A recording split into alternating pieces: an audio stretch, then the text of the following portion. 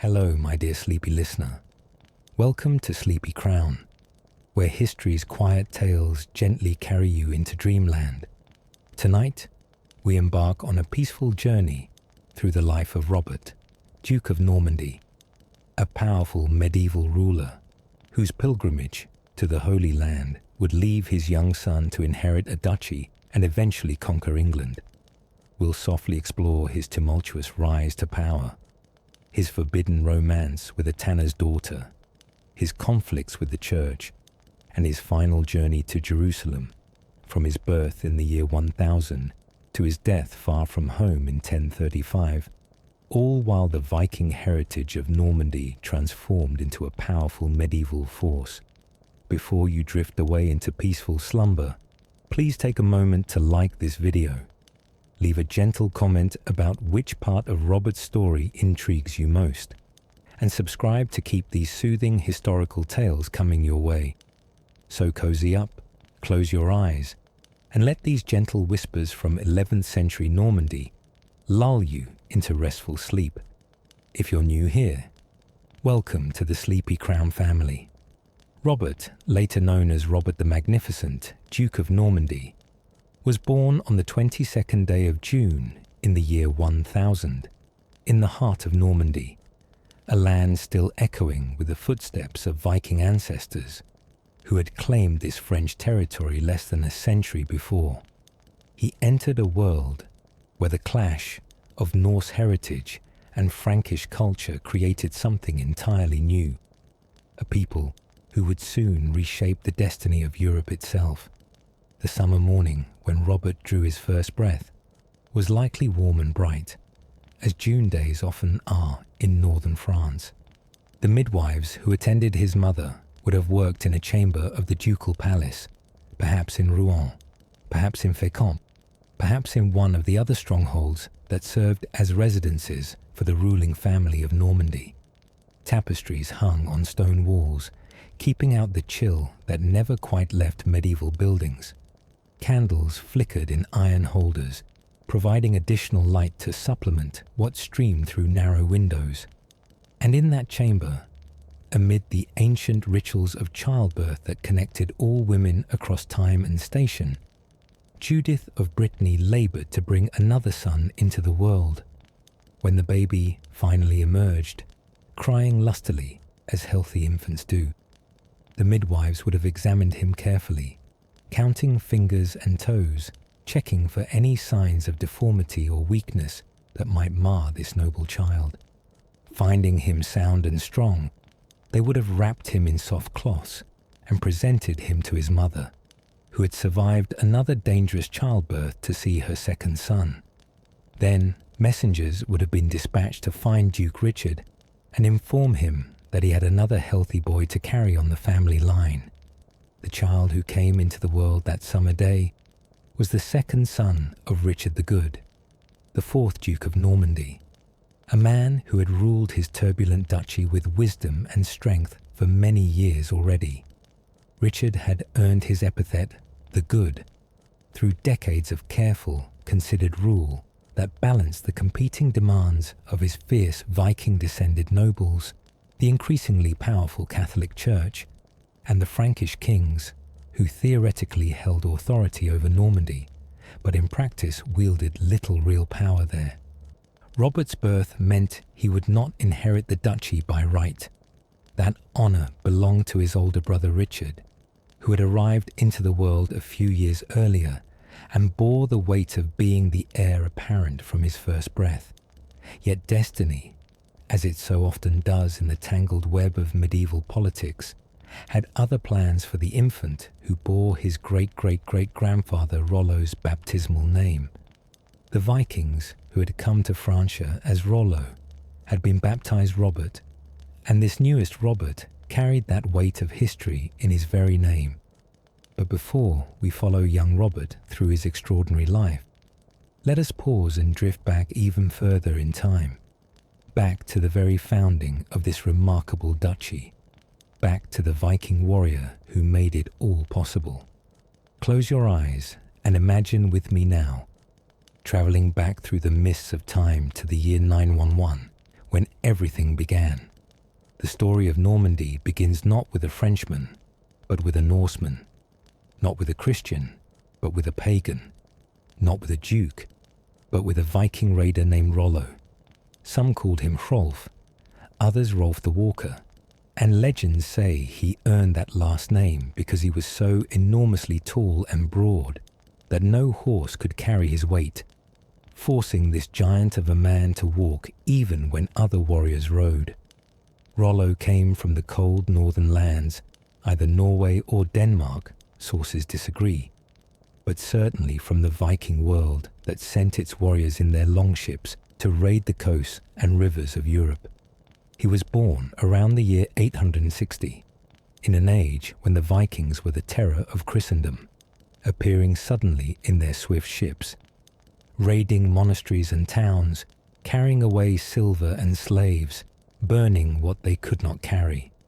Imagine Rollo as a young man, standing over 6 feet tall in an age when most men barely reached 5 feet, with the fair hair and blue eyes common to Norsemen, muscles developed from rowing and fighting, scars marking his arms and chest from countless battles. He would have worn the distinctive dress of a Viking warrior, woolen tunic and trousers, leather boots, perhaps a mail shirt if he had won enough wealth in raids to afford such expensive armor. At his belt hung a sword, at his shoulder a round wooden shield painted with his personal symbol. Rollo learned the warrior's craft early, as all Viking boys did. By age 7 or 8, he would have been practicing with wooden swords, learning to fight. By 12 or 13, he would have made his first voyage, learning to handle a ship in all weathers, to navigate by sun and stars, to read the currents and winds that could carry a longship swiftly or dash it against rocks. By 15, he would have stood in his first shield wall, learning the terrible reality of close-quarters battle, where men hacked at each other with axes and swords until one side broke and ran or died where they stood. The Viking world Rollo grew up in was changing rapidly. The age of easy raids on defenseless monasteries was ending. Christian kingdoms were learning to defend themselves, building walls around their towns, establishing military forces that could respond quickly to Viking attacks. The Vikings, who wanted to continue winning wealth from the south, would need new strategies, new approaches. Some, like Rollo, began to think not about raiding, but about conquering, not about carrying wealth away, but about settling and ruling. In 885, Rollo participated in one of the most famous Viking operations of the entire era, the Siege of Paris. A massive Viking fleet, perhaps containing hundreds of ships and thousands of warriors, sailed up the Seine River to attack the greatest city in Francia. Paris sat on an island in the middle of the Seine, protected by walls and towers, defended by determined warriors under the command of Count Odo, who would later become King of France.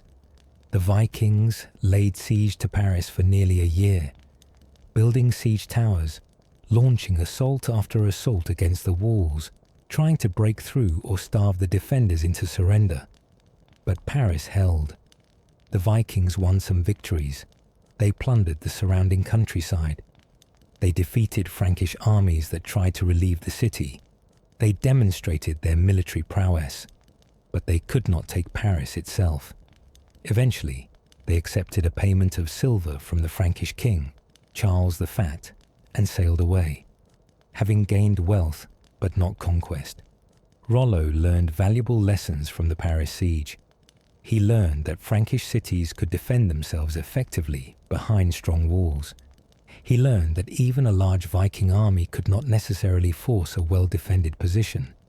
He learned that the Franks were willing to pay for peace. And perhaps most importantly, he learned that holding territory required different skills than raiding it. In the years after Paris, Rollo established himself with a group of Vikings in the lower Seine Valley, in the region around Rouen. They were no longer just raiders making quick strikes and sailing away.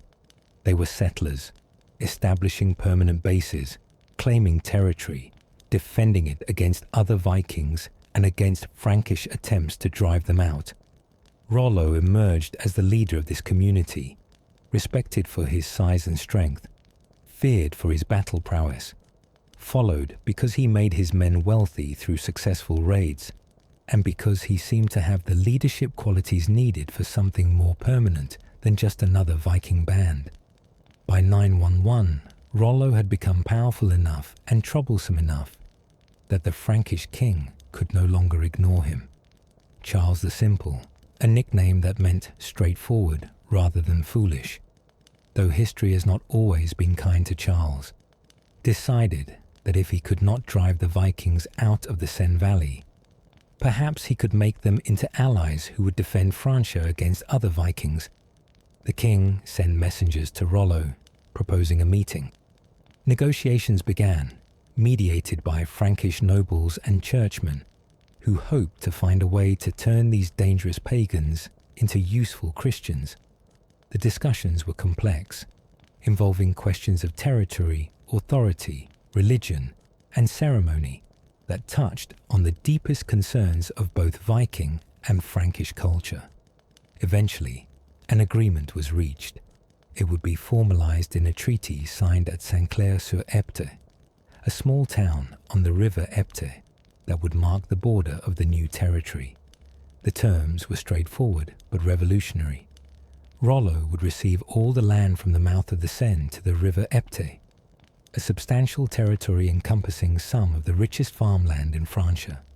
In return, Rollo would swear allegiance to King Charles, becoming his vassal in the feudal system. He would convert to Christianity along with his followers, abandoning the Old Norse gods. He would defend the Seine estuary against other Viking raiders, and he would marry a Frankish princess, creating a blood bond between the Norse settlers and the Frankish royalty. The treaty signing must have been an extraordinary scene. Picture the field at Saint-Clair-sur-Epte in autumn of 911. On one side stand the Franks, King Charles in his royal robes, bishops in their vestments clutching crosses and holy books, nobles in their finest garments. On the other side stand the Vikings, Rollo towering over his companions, his warriors in their mail and leather, still carrying their weapons even to this diplomatic meeting. The ceremony required Rollo to perform homage to Charles, a ritual that must have seemed strange and foreign to the Viking chieftain. In the feudal system, a vassal demonstrated his subordination to his lord by kneeling, placing his hands between the lord's hands, and swearing an oath of loyalty. For a proud warrior like Rollo, who had spent his life commanding men rather than kneeling to them, this represented a significant psychological hurdle. According to a wonderful story recorded in chronicles, when the time came for Rollo to complete the ceremony by kissing King Charles's foot, a traditional gesture of submission, the Viking chieftain refused. He would not bend down to any man, king or commoner. After some discussion, it was agreed that one of Rollo's warriors would perform this final gesture on his behalf. But the chosen warrior, as proud as his chief, also refused to bend. Instead, he grasped the king's foot and lifted it to his mouth, causing Charles to topple over backward to the great amusement of the watching Vikings. Whether this story is true or merely a good tale that chroniclers could not resist recording, it captures something essential about how the Vikings approached their new situation. They were willing to make accommodations to gain territory and legitimacy. They would become Christians. They would swear oaths to Frankish kings. They would adopt many aspects of Frankish culture. But they would not entirely abandon their pride and independence. They would remain, in some essential way, Vikings even as they transformed into Normans. Rollo was baptized, taking the Christian name Robert, the same name that would be passed down through generations to our Robert, Duke of Normandy. He married Gisela, who may have been Charles's daughter, or perhaps another noblewoman of sufficient rank to seal the alliance. He established his capital at Rouen and began the work of transforming a Viking settlement into a Christian duchy. The task was not easy. Rollo had to convince his fellow Vikings to accept Christianity, to give up raiding their neighbors, to settle down as farmers and landowners rather than warriors constantly on the move. He had to create systems of law and justice where none had existed before.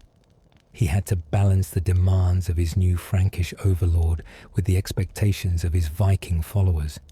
He had to build churches to replace the pagan shrines, welcome priests and bishops to replace the old pagan religious leaders, establish monasteries to provide education, and preserve knowledge.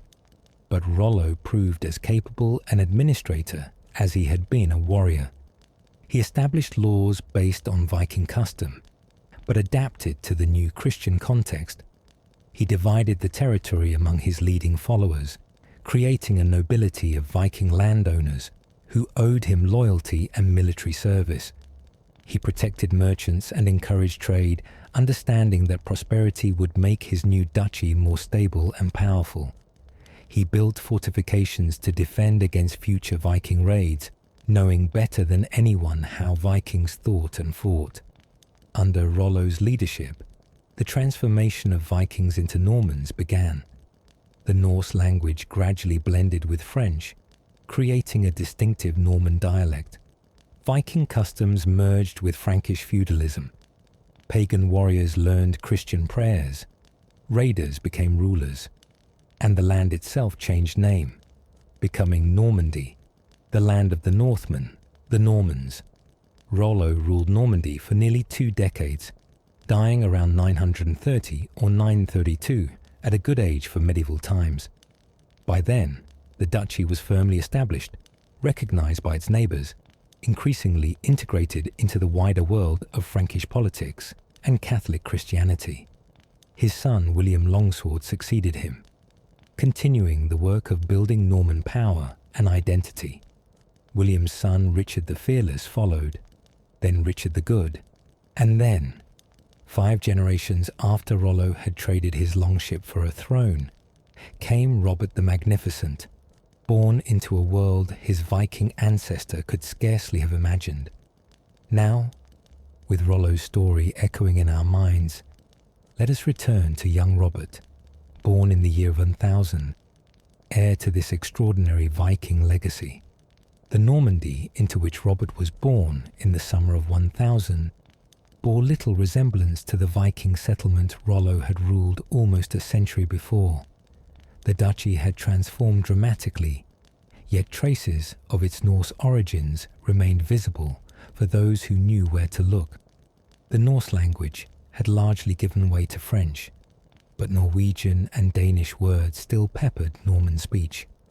Churches and monasteries stood where pagan temples had once offered sacrifices to Thor and Odin, yet ancient standing stones marking sacred Viking sites still dotted the countryside.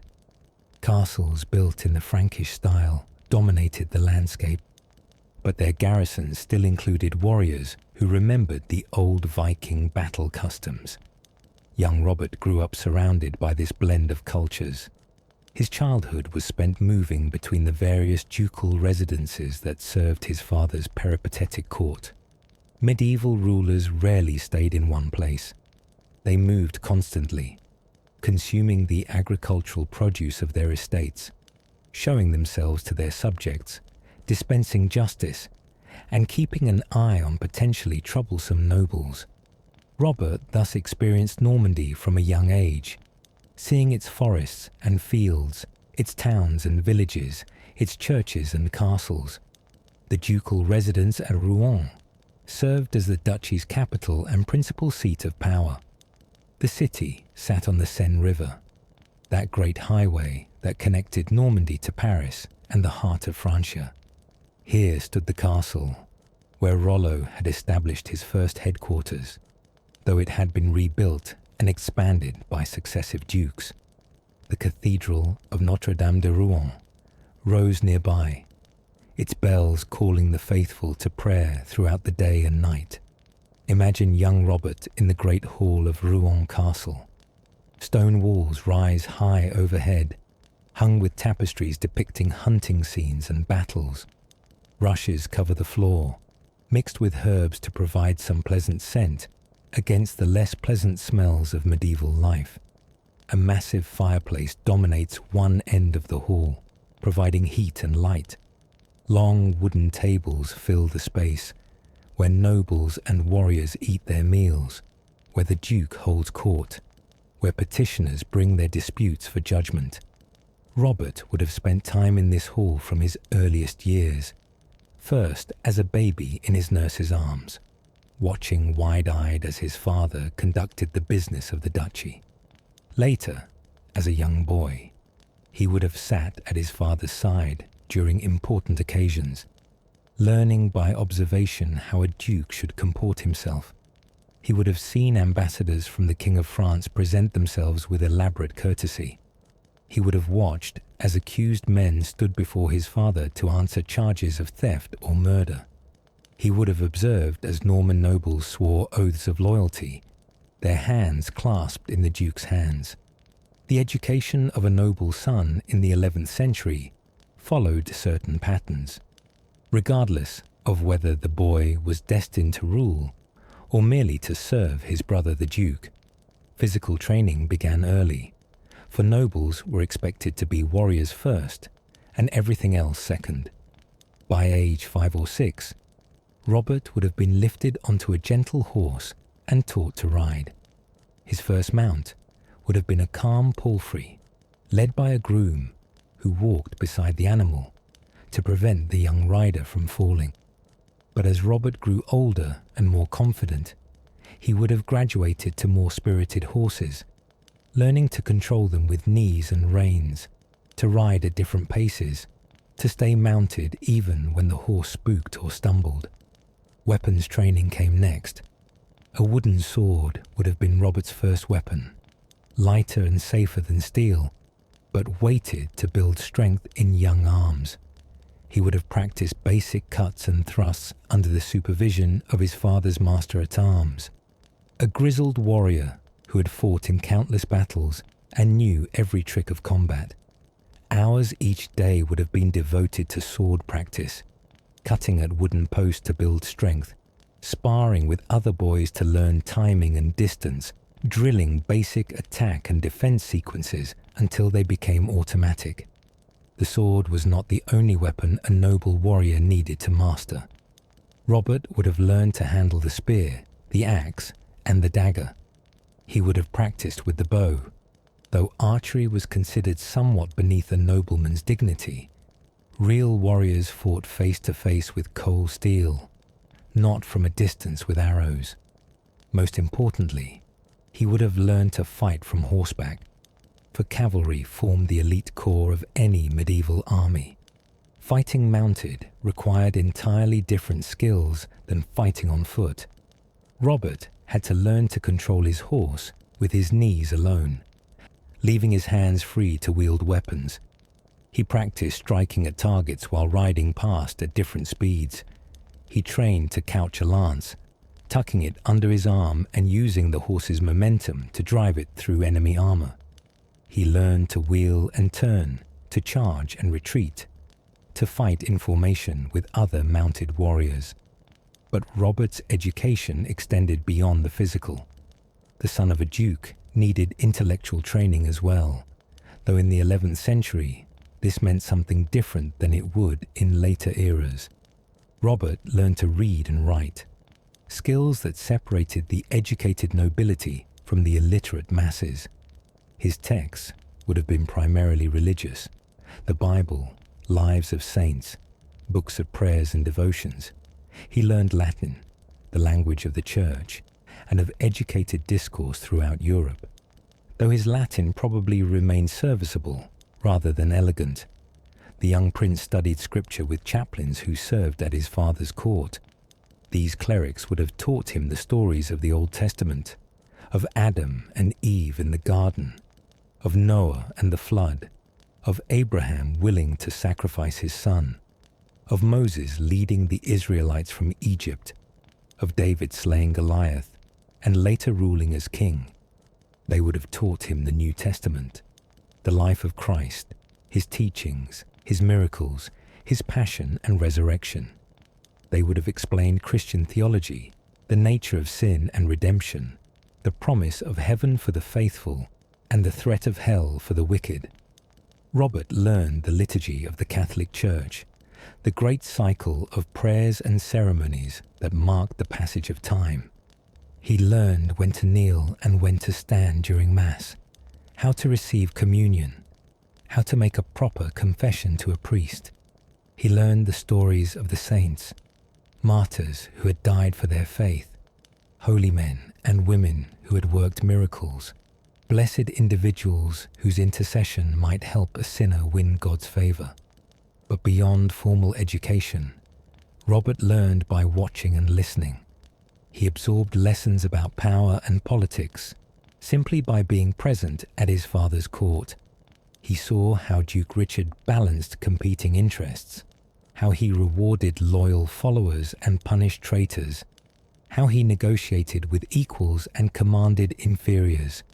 He learned that ruling required both force and diplomacy, both the sword and the word.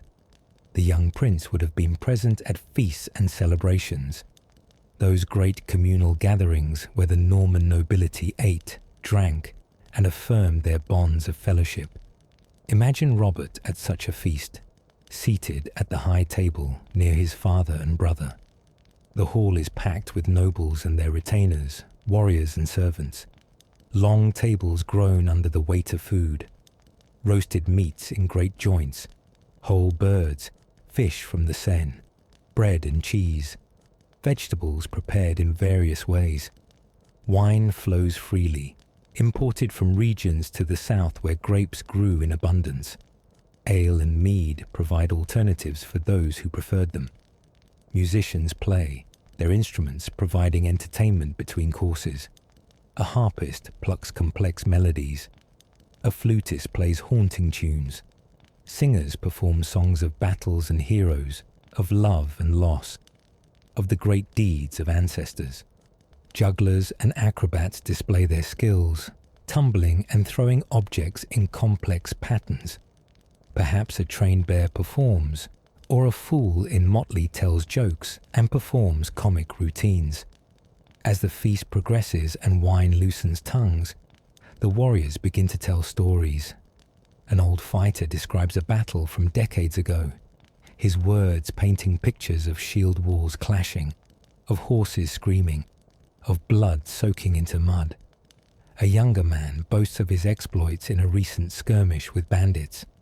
Others join in, each trying to top the previous story, the tales growing more elaborate as the wine continues to flow.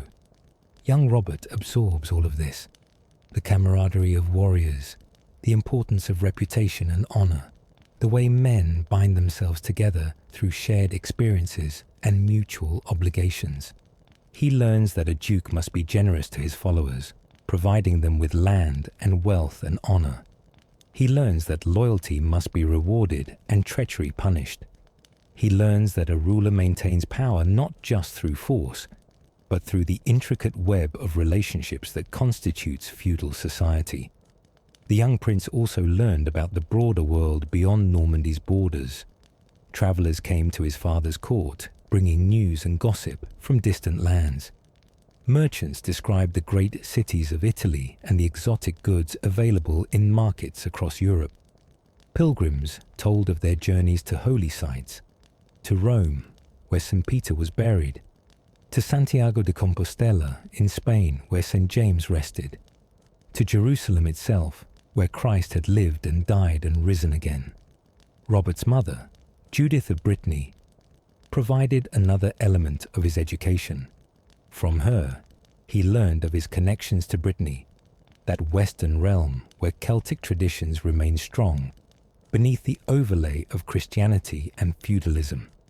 Judith told Robert stories of his grandfather, Conan I, Duke of Brittany, and of the proud Breton heritage he inherited through his mother's line. She taught him that he was not merely Norman, but connected to a wider web of French nobility, with cousins and kinsmen spread throughout Francia. Judith also provided a softer influence in Robert's life. While his father and the male warriors surrounding him emphasized strength, courage, and military prowess, his mother represented different virtues. She embodied the Christian ideals of charity and mercy. She interceded with Duke Richard on behalf of petitioners seeking justice or favor. She supported churches and monasteries with gifts and endowments. She cared for the poor and sick, distributing alms and visiting those in need. From watching his mother, Robert learned that power carried responsibilities as well as privileges. A ruler should protect the weak, not just dominate the strong. A Christian lord should be generous to the church and charitable to the poor. Strength and mercy were not opposites, but complementary virtues, both necessary for good rule. As Robert approached adolescence, his education took on new dimensions. He began participating in the hunt, that favorite pastime of medieval nobility. Hunting served multiple purposes. It provided fresh meat for the table, it offered entertainment and recreation, and it trained warriors in skills useful for warfare. Tracking animals through forest developed observation and patience. Pursuing deer or boar on horseback improved riding skills. Using hunting weapons prepared men for using weapons of war. Robert learned to hunt with dogs, those valuable animals bred for their speed and scenting ability. He learned to read tracks and signs that indicated where animals had passed. He learned which forests held the best game, which streams attracted animals to drink. He learned the thrill of the chase, following swift deer through dense woods, the excitement of closing in for the kill. He also learned to hunt with hawks and falcons, the sport of kings and nobles. Hawking required its own specialized knowledge: how to train a wild bird, how to care for it, how to fly it successfully. Robert would have learned to recognize different species of raptors, to understand their strengths and capabilities, to handle these fierce predators safely. He would have experienced the satisfaction of watching a trained falcon stoop on its prey, dropping from the sky at tremendous speed to strike down a bird or rabbit. But not all of Robert's childhood was spent in pleasurable pursuits or military training. He also witnessed the harsh realities of medieval life and rulership. He saw criminals executed, hanged from gallows, beheaded by the sword, sometimes burned alive for particularly heinous crimes. He saw the results of warfare, men returning from campaigns with terrible wounds, villages burned in disputes between rival lords, peasants starving when war destroyed their crops. He learned that power rested ultimately on violence, that a duke maintained his authority through the sword as much as through law. The year 1017 brought profound sorrow to the ducal family and to young Robert personally. His mother Judith fell ill and, despite the prayers of priests and the attentions of physicians, died. Robert was not yet 17 years old, still more boy than man, when he lost his mother's gentle influence. The loss marked him, perhaps contributing to the contradictions that would later define his character. Medieval children faced death far more frequently than children in modern times. Infant mortality was high, childhood diseases claimed many young lives, and mothers often died in childbirth or from its complications. Yet this familiarity with death did not make individual losses easier to bear. Robert grieved for his mother, attended her funeral mass, watched as she was laid to rest in one of the churches or monasteries she had patronized during her life. With Judith's death, the influence of women in Robert's life diminished. He was approaching manhood now, and his father focused increasingly on preparing both sons for their future roles. Richard, the elder brother, would inherit the duchy and needed to understand every aspect of governance. Robert, as the younger son, would receive lands and titles, but would serve under his brother's authority. Duke Richard the Good, mindful of his son's futures, made clear his intentions. When he died, The duchy would pass undivided to Richard, the eldest, following the principle of primogeniture that governed medieval inheritance. But Robert would not be left unprovided for. He would receive the county of Yemois, a substantial territory on the duchy's borders, with its own castles and revenues. He would be a count, a great lord in his own right, though subordinate to his brother the duke. For many younger sons of nobility, such an arrangement would be generous and acceptable. Robert would have wealth, power, lands, and warriors under his command.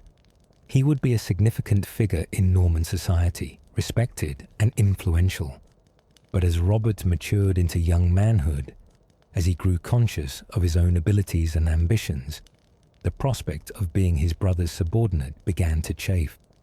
Robert, in his late teenage years and early 20s, emerges from the historical record as a complex young man. He was clearly capable, intelligent, physically strong, charismatic enough to attract followers. He had mastered the skills expected of a warrior noble. He could fight on foot or horseback, wield sword and lance and axe with practiced ease. He could lead men, could inspire them to follow him into danger. He understood politics and power, having watched his father navigate Norman's treacherous political waters for his entire life. But Robert also possessed characteristics that would later cause him trouble. He was proud, perhaps overly so, unwilling to accept what he perceived as slights or insults. He was ambitious, wanting more than the subordinate role marked out for him. He was impulsive, capable of acting rashly when his passions were aroused, and he apparently possessed a ruthless streak, a willingness to do whatever was necessary to achieve his goals. The relationship between Robert and his brother Richard during these years remains somewhat unclear. Did they genuinely dislike each other? Or did affection between them coexist with political rivalry? Were they close as children, but growing apart as the reality of their different futures became clear? The sources don't tell us, recording only the dramatic conflict that would erupt between them. What we know is that Robert lived in his brother's shadow, always aware that Richard would inherit everything while he would receive only a portion. We know that he participated in his father's court, seeing how the duchy was governed, perhaps imagining how he might govern differently if given the chance. We know that he attracted followers among the younger nobles, men who saw in Robert an opportunity for advancement that might not be available under the more cautious Richard. As the year 1026 arrived, Robert was 26 years old, a fully mature man by medieval standards, at the height of his physical powers, experienced in war and politics, ready to assume his own place in the world. His father Richard the Good was aging, his health perhaps beginning to fail as he approached his 70s. The question of succession loomed increasingly large. Soon, very soon, Richard III would become Duke of Normandy, and Robert would become Count of Yemois.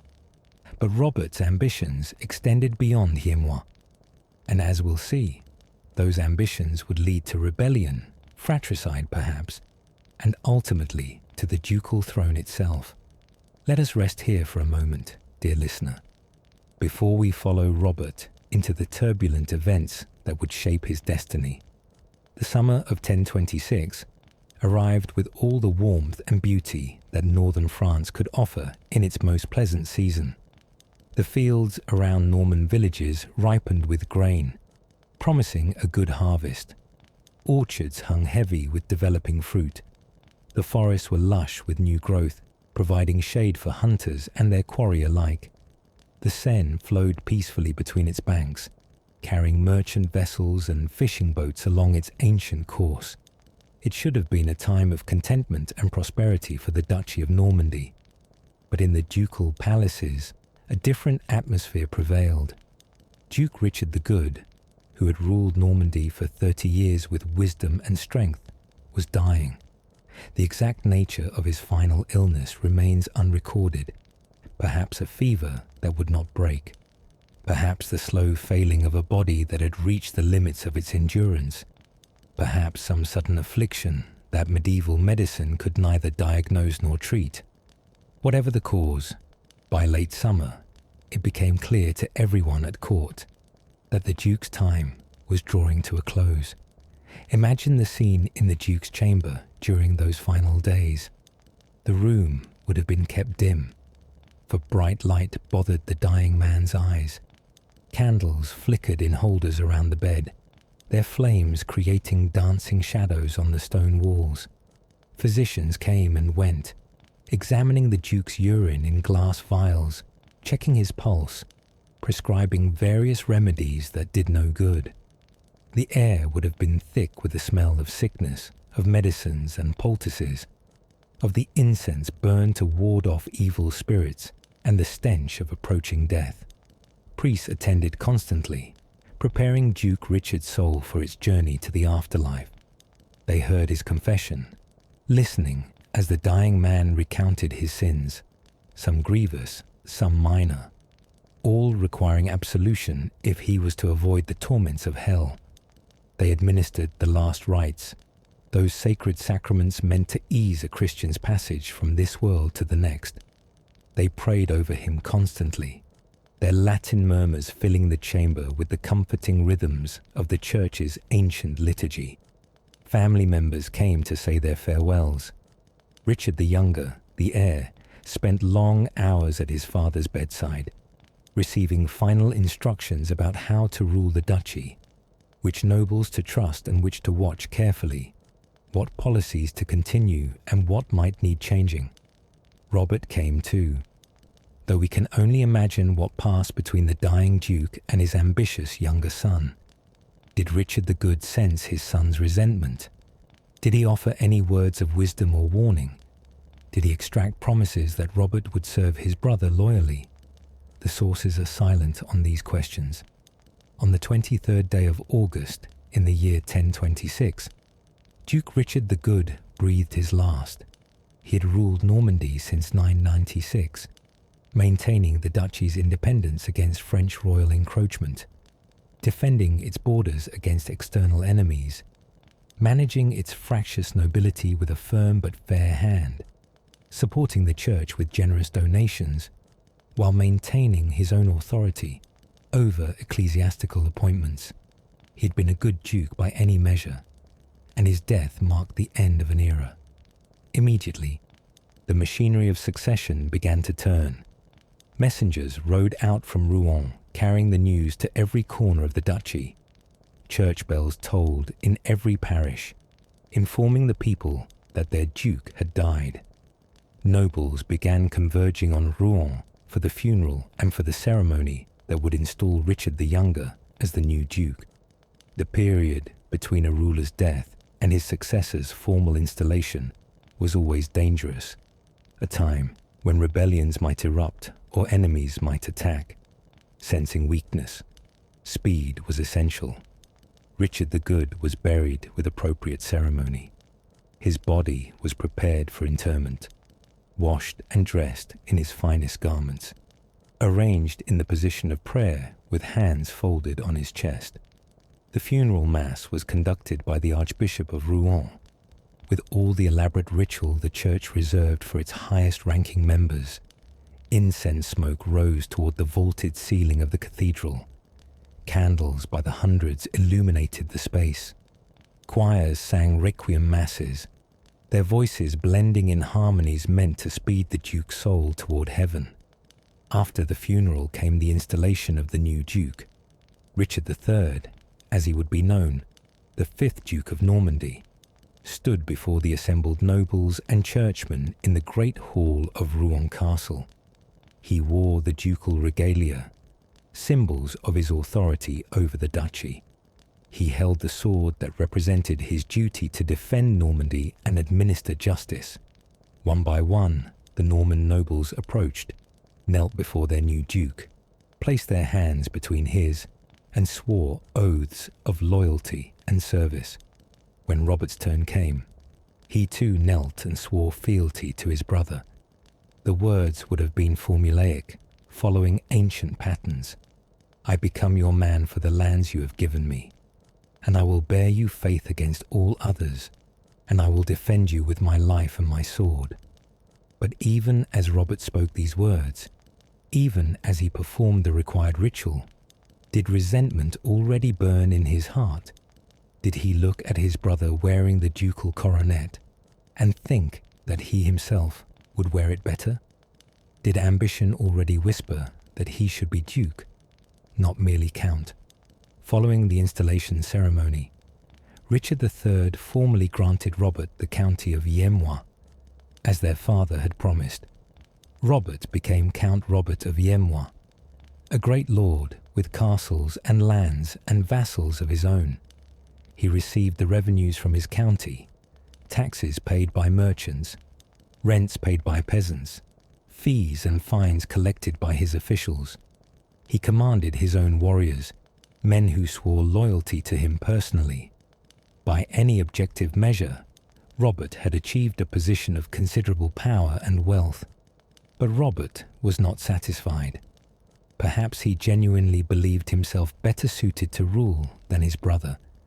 Perhaps he resented the accident of birth that made Richard heir simply because he had emerged from their mother's womb a few years earlier.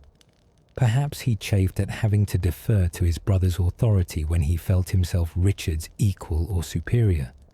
Or perhaps Robert simply possessed that dangerous combination of ambition and impatience that leads men to grasp for more than they have, regardless of the cost. Whatever motivated him, within months of his brother's accession, Robert began plotting rebellion. He did not act alone or rashly. He spent time building support among the Norman nobility, identifying those who might support him against Richard. He found willing allies among nobles who felt Richard's authority too heavy, among younger sons seeking opportunity, among ambitious men who calculated that backing Robert might win them greater rewards than loyal service to Richard. Robert's rhetoric during this period, as far as we can reconstruct it from later chronicles, centered on themes of capability and merit. He portrayed himself as the stronger leader, the more decisive ruler, the warrior better suited to defend Norman interests. He likely criticized Richard as weak or indecisive, too cautious or too willing to compromise. Whether these criticisms had any basis in reality or were merely propaganda designed to justify rebellion, we cannot know for certain. By late 1026 or early 1027, Robert felt strong enough to move openly against his brother. He raised an army from among his own vassals in Yemois and from nobles throughout Normandy who had declared for him. These men gathered at appointed places, bringing their weapons and horses, ready to fight for Robert's cause. War banners were unfurled, bearing the symbols of the various noble families joining the rebellion. Supplies were gathered, food for men and horses, weapons and armor, siege equipment for reducing castles that held for Richard. The rebellion centered on Falaise, one of Normandy's most important strongholds. The town sat on a rocky outcrop overlooking the surrounding countryside, its castle seemingly impregnable atop the stone heights. Whoever held Falaise controlled a strategic junction of roads and dominated a rich agricultural region. If Robert could take Falaise, he would control a significant portion of central Normandy and would have a defensible base from which to launch further operations. Robert's forces surrounded Falaise and began a formal siege. Medieval siege warfare was a complex and often lengthy business. The attackers would first establish their camp outside the defenders' range, building temporary fortifications to protect themselves. They would cut off the castle from outside help, preventing supplies or reinforcements from reaching the garrison. Then they would either attempt to take the fortifications by assault or settle in for a long siege, hoping to starve the defenders into surrender. Imagine the scene outside Falaise during those autumn days of 1026. Robert's camp sprawled across the fields surrounding the town, a temporary city of tents and crude shelters housing hundreds of warriors and their servants. Campfires burned constantly, providing warmth and light as well as heat for cooking. The smell of wood smoke mixed with less pleasant odors. Unwashed bodies, horse manure, the latrines dug at the camp's edge. The sounds of an army filled the air, men shouting, horses neighing, metal ringing as smiths repaired weapons and armor, the rhythmic thud of axes felling trees for siege equipment. Robert's engineers worked to construct siege towers, tall wooden structures that could be wheeled up to walls, allowing attackers to fight defenders at the same height. They built mantlets, mobile shields that protected men approaching the walls. They constructed a battering ram, a massive tree trunk capped with iron, suspended from a frame so it could be swung repeatedly against gates or walls. Archers practiced their shooting, preparing for the moment when they would rain arrows down on defenders while assault troops climbed ladders or pushed through breaches. Inside Falaise, the garrison prepared its defense. Defenders stockpiled stones and arrows to repel attackers. They checked walls for weak points that might need shoring up. They organized bucket chains to fight fires if Robert's forces used flaming arrows. They rationed their supplies, calculating how long they could hold out before hunger forced surrender. And they sent messengers sneaking out through Robert's siege lines, carrying word to Duke Richard that Falaise needed relief. Richard III, whatever his other qualities, proved himself his father's son in military matters. He did not hesitate or dither, but moved decisively to crush his brother's rebellion. He raised an army larger than Robert's, calling on nobles loyal to him to bring their forces. He marched rapidly toward Falaise, covering the distance in forced marches that exhausted his men, but brought them to the scene before Robert's siege could succeed. When word reached Robert that Duke Richard approached with a superior force, he faced a critical decision. He could maintain the siege and fight a defensive battle, hoping his fortifications would offset Richard's numerical advantage. He could abandon the siege and retreat, preserving his army but conceding defeat. Or he could march out to meet Richard in open battle, gambling everything on a single engagement. Robert chose to fight. Perhaps he believed his army's morale and fighting spirit could overcome Richard's superior numbers. Perhaps he thought that if he could defeat Richard decisively, the duchy would fall into his hands. Or perhaps pride would not allow him to retreat without testing his strength against his brothers. The two armies met somewhere near Falaise. The exact location is lost to history. Medieval battles were usually confused, chaotic affairs, especially before the careful tactical developments of later centuries. This engagement between the brothers would have followed the typical pattern of 11th century warfare. Picture the two forces drawing up their lines on a field within sight of Falaise's walls. Robert's army formed up with his mounted warriors in the center, the elite cavalry that would deliver the decisive charge. Foot soldiers took positions on the flanks, there to prevent the enemy from surrounding the cavalry and to mop up after the mounted charge broke the enemy line. Archers deployed where they could shoot over the infantry's heads, harassing the enemy before close combat began. Across the field, Richard's larger army formed similar formations.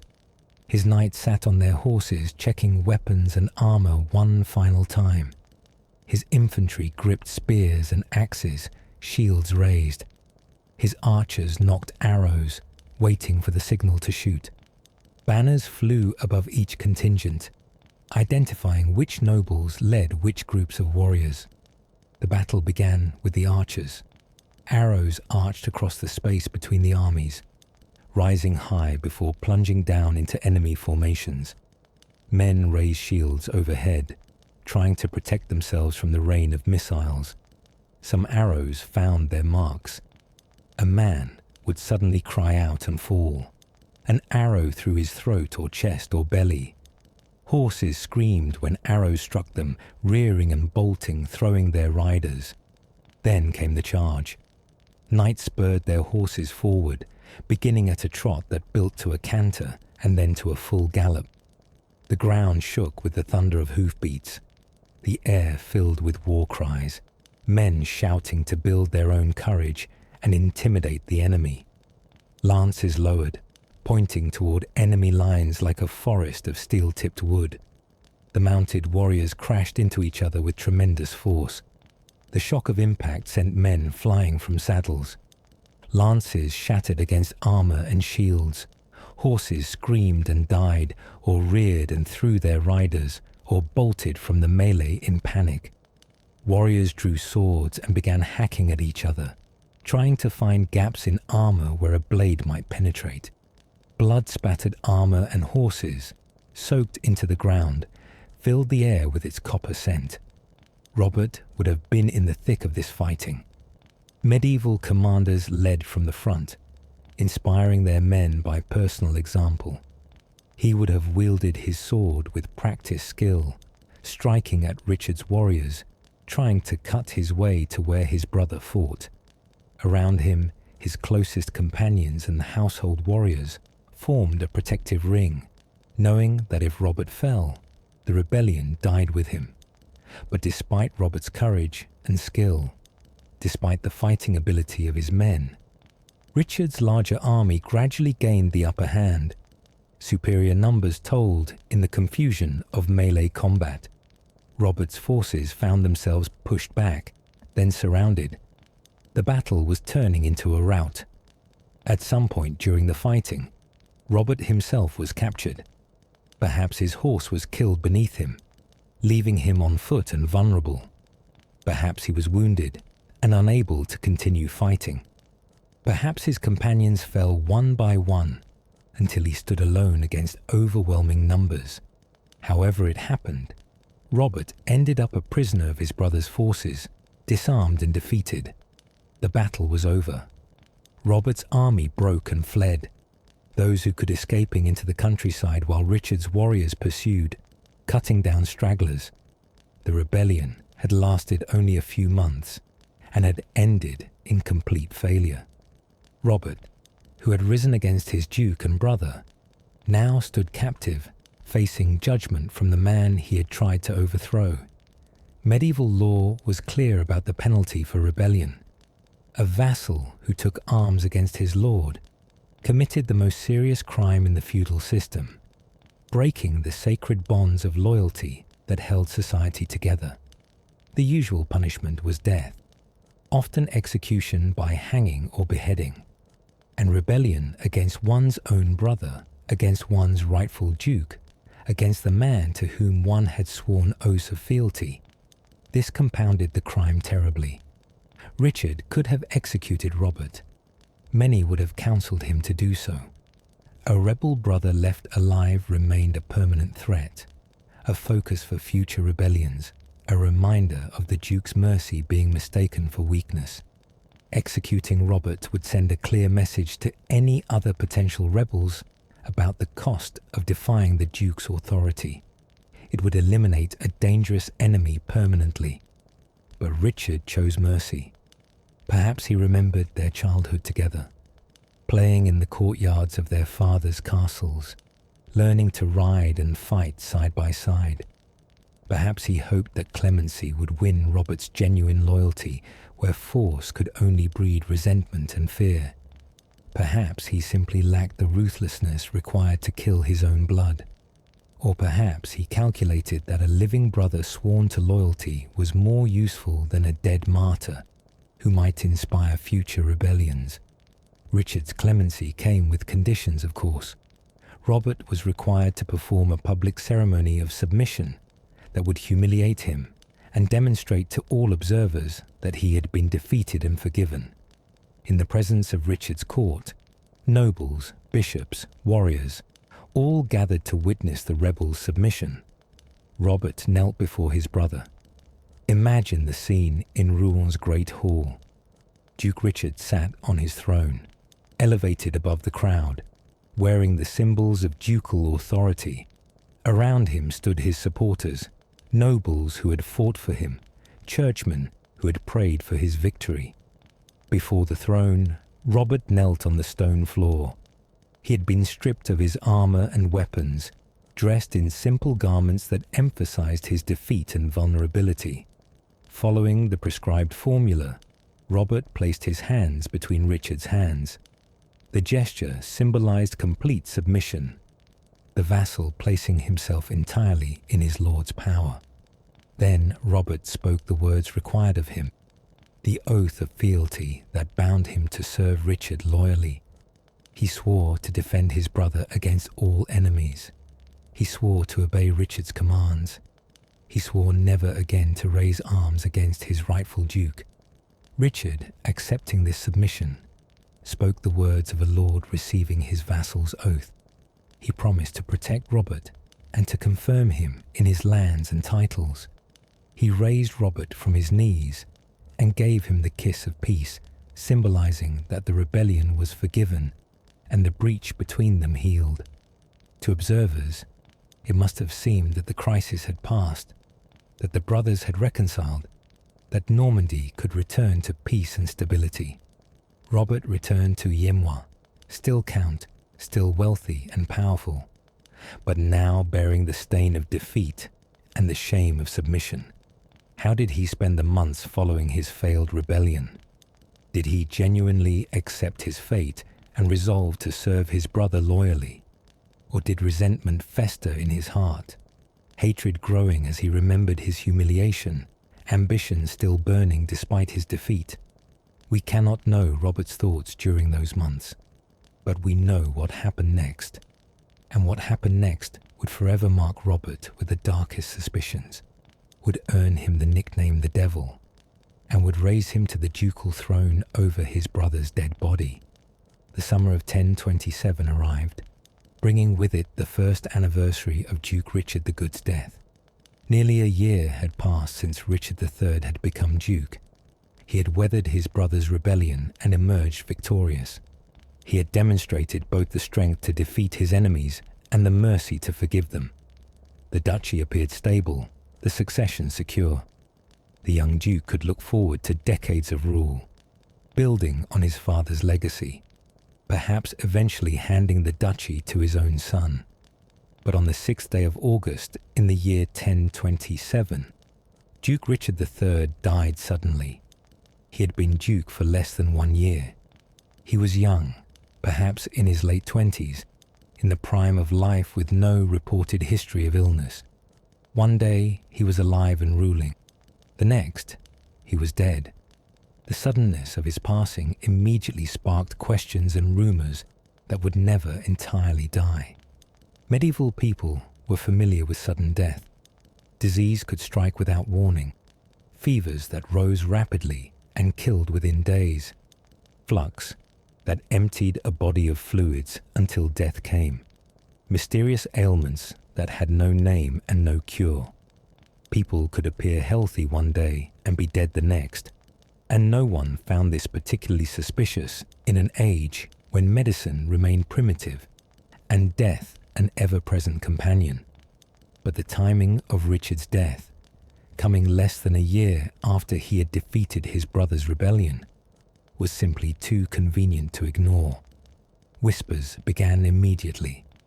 Poison, people muttered in the markets and alehouses of Rouen. Someone had put something deadly in the duke's food or drink, and if Richard had been poisoned, who had the most to gain from his death?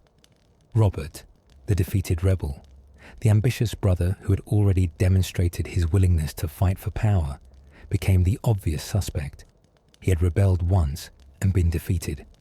He had sworn oaths of loyalty that might not have been sincere. He had every reason to want Richard dead. With his brother gone, Robert himself would become duke. The suspicion was natural, inevitable, and would follow Robert throughout his life and beyond. But suspicion is not proof. No evidence ever emerged of Robert's involvement in Richard's death. No servant confessed to putting poison in the duke's food on Robert's orders. No witness came forward claiming to have heard Robert plot murder. The accusation remained what it had always been: speculation based on motive and opportunity, but lacking any actual evidence. It's worth considering the alternatives. Richard might have died of entirely natural causes, a sudden fever, an apoplectic fit, an accident that went unrecorded. Medieval chronicles often fail to note such details, recording simply that a man died without explaining how. The assumption of poison might reflect 11th century people's tendency to attribute any sudden, unexpected death to foul play, rather than recognizing that people sometimes simply died without warning. Or if Richard was poisoned, the culprit might have been someone other than Robert. Perhaps a supporter of Robert's, acting without his knowledge or orders, decided to remove the obstacle preventing his preferred candidate from becoming duke. Perhaps someone else entirely, pursuing their own agenda, saw advantage in Richard's death. Perhaps even foreign enemies, the French king, rival nobles, had reason to destabilize Normandy by assassinating its duke. We will never know the truth. What we know is that Richard died suddenly and suspiciously, that Robert stood to gain from his death, and that people immediately suspected the younger brother of fratricide. Whether Robert was guilty of murder, complicit in it, or simply fortunate to benefit from another's crime or from natural causes, the stain would never quite wash away. Richard III left a son, Nicholas, but the boy was very young, perhaps only 5 or 6 years old.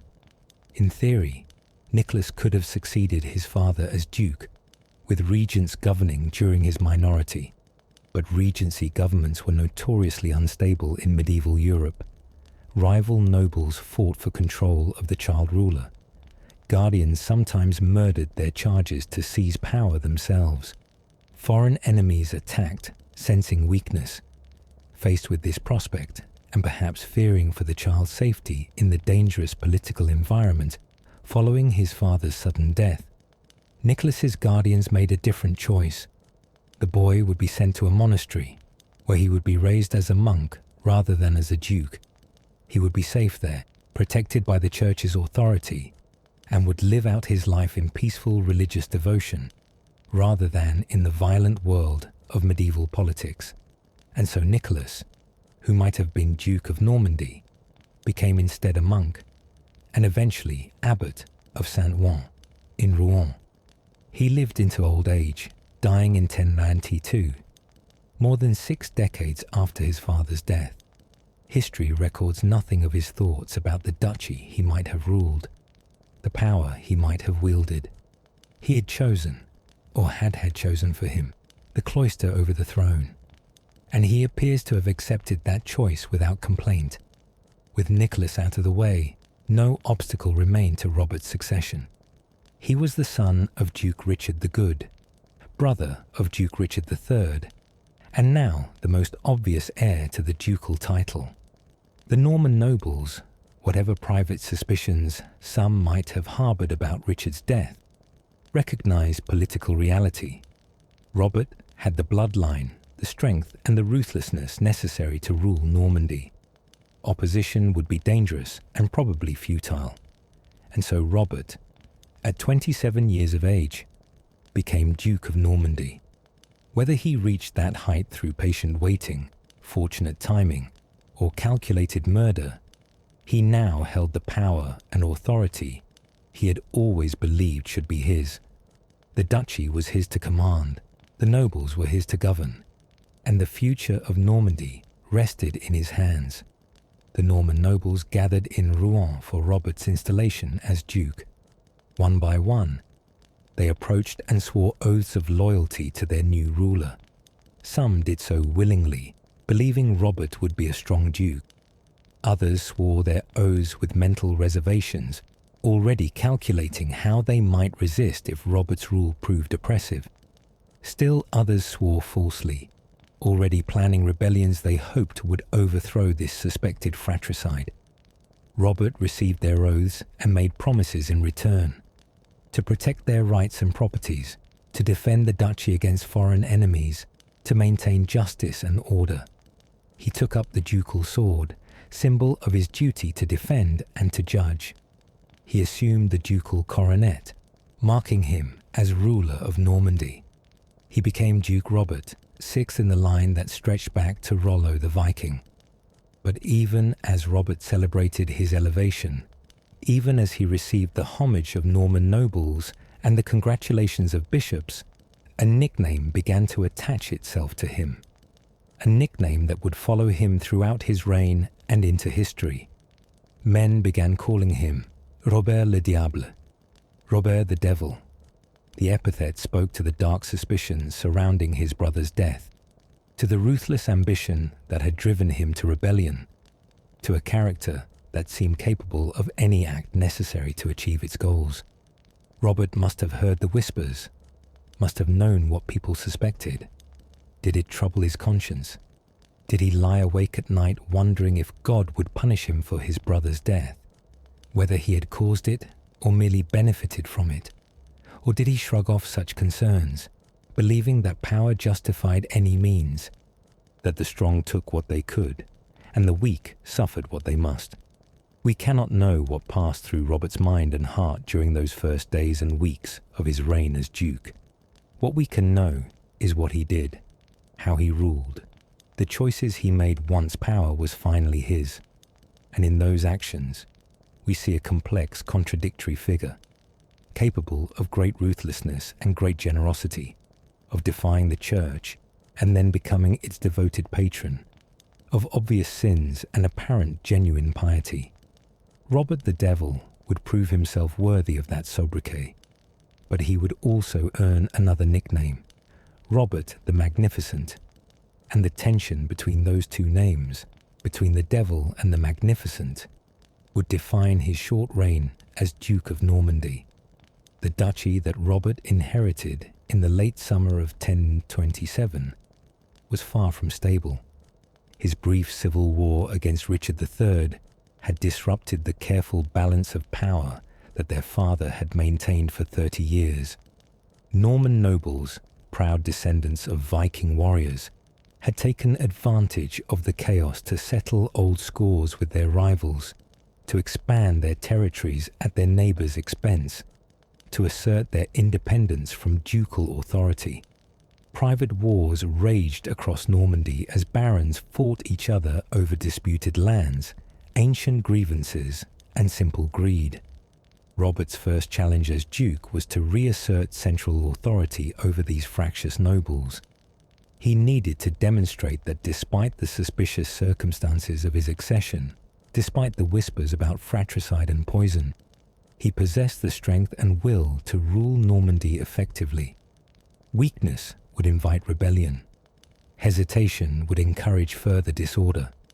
Robert needed to act decisively to show that the new Duke would tolerate no challenges to his authority.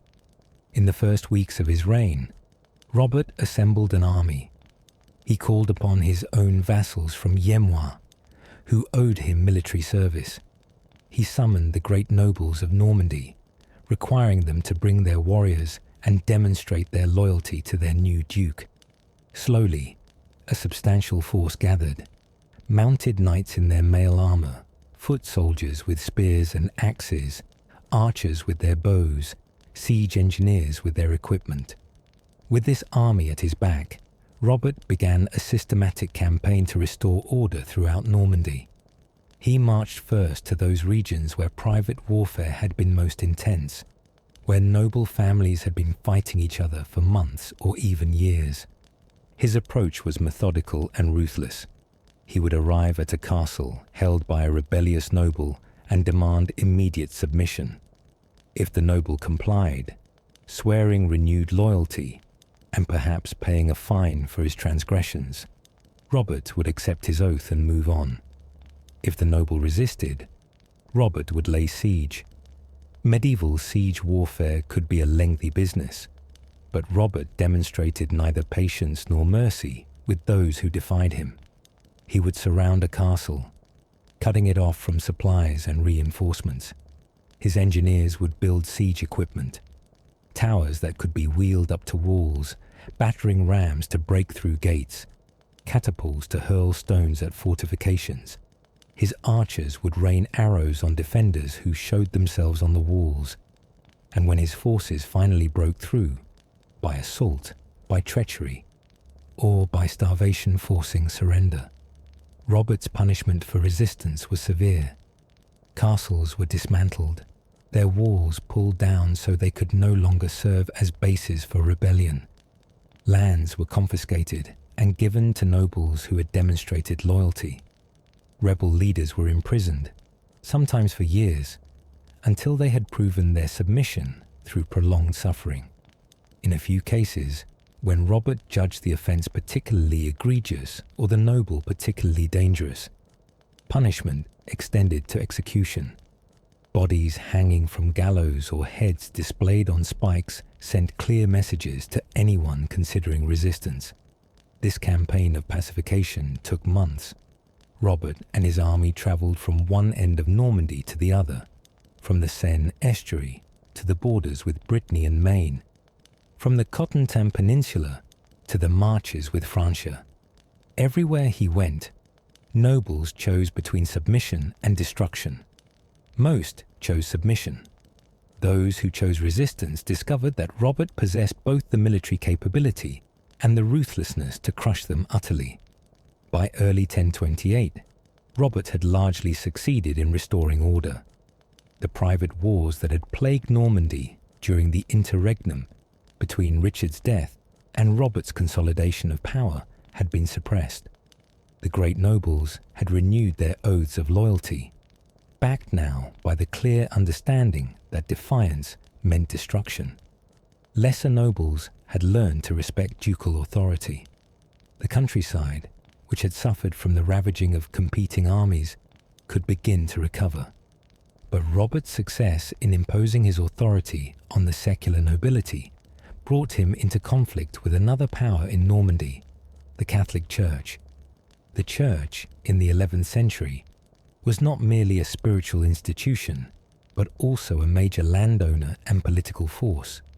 Bishops and abbots controlled vast estates, commanded substantial revenues, wielded influence over the population through their spiritual authority, and often involved themselves deeply in secular politics. The most powerful churchman in Normandy was Robert the Dane, Archbishop of Rouen and Count of Evreux. He was Duke Robert's own uncle, the brother of Richard the Good, and thus a man with his own claims to family prestige and authority. As Archbishop of Rouen, he was the highest-ranking prelate in Normandy, responsible for overseeing all the diocese's churches and clergy, consecrating new bishops, and maintaining the church's authority over spiritual matters. As Count of Evreux, he was also a secular lord with his own territories, castles, and warriors. The relationship between Archbishop Robert and Duke Robert had been strained even before the Duke's accession. The Archbishop had supported Richard III during the Civil War, providing both spiritual backing, blessing Richard's cause and condemning Robert's rebellion, and practical support, using his influence to rally nobles to the Duke's side. When Robert became Duke after Richard's convenient death, Archbishop Robert undoubtedly harboured suspicions about the circumstances of his nephew's accession. But the conflict between the two Roberts went deeper than suspicions about fratricide. It reflected a fundamental tension in medieval society about the relationship between secular and ecclesiastical authority. Who held ultimate power in Normandy, the Duke or the Church?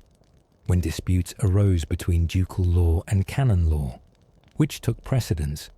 Could a duke interfere in church affairs, appointing bishops or seizing church properties? Could the church challenge ducal authority, excommunicating rulers or placing entire territories under interdict? These questions had troubled Christian Europe for centuries and would continue to cause conflict for centuries more. In Normandy in 1028, they came to a head in the confrontation between Duke Robert and Archbishop Robert. The specific trigger for their conflict remains unclear in the historical sources. Perhaps Duke Robert attempted to appoint a bishop without the archbishop's approval. Perhaps he demanded taxes or military service from church lands that the archbishop claimed were exempt. Perhaps Robert seized some property that the church claimed belonged to it. Or perhaps the underlying tension simply reached a point where open conflict became inevitable. Whatever the immediate cause, by early 1028, Duke Robert and Archbishop Robert were locked in a bitter dispute. The Duke, demonstrating the ruthless approach that had earned him his demonic nickname, decided to resolve the conflict by force. He assembled an army, not the large force he had used to pacify the secular nobility, but a substantial body of warriors nonetheless, and marched against his uncle's territories. Imagine the shock that must have rippled through Normandy when word spread that the Duke was making war on the Archbishop. Attacking a high churchman was no ordinary offense. Churchmen were supposed to be protected by their sacred office.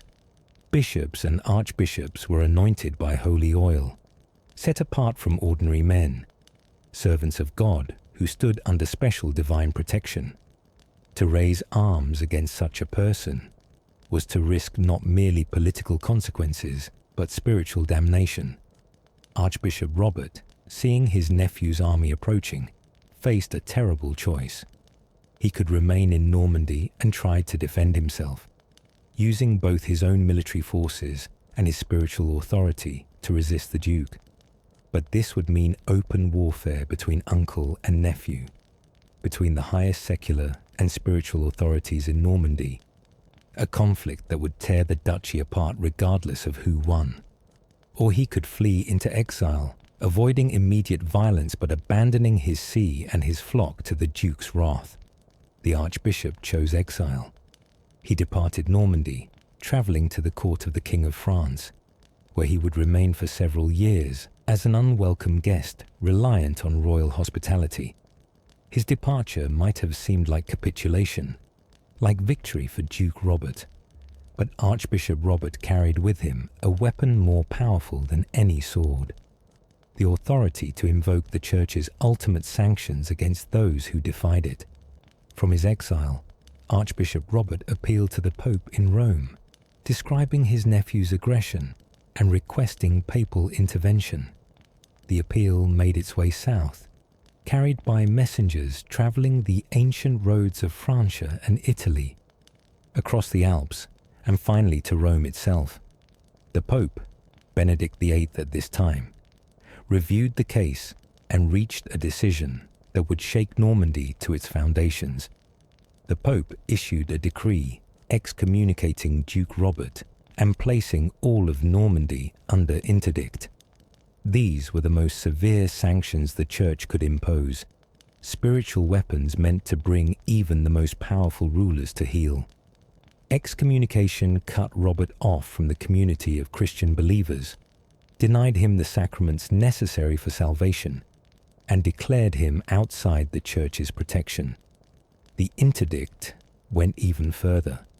It effectively closed every church in Normandy, suspended all religious services throughout the duchy, and denied the sacraments to every man, woman, and child in Norman territory. The implications were staggering. In an age when nearly everyone believed deeply in heaven and hell, in the reality of divine judgment and eternal consequences, excommunication meant damnation. An excommunicated man who died would go straight to hell, condemned for eternity to suffer torments beyond human imagination. No prayers could be said for his soul, no masses offered for his salvation, no hope of redemption unless the excommunication was lifted before death claimed him. The interdict imposed collective punishment on all of Normandy for their duke's sins. Priests throughout the duchy received word from the Archbishop that they were to cease all religious services. Church doors were locked.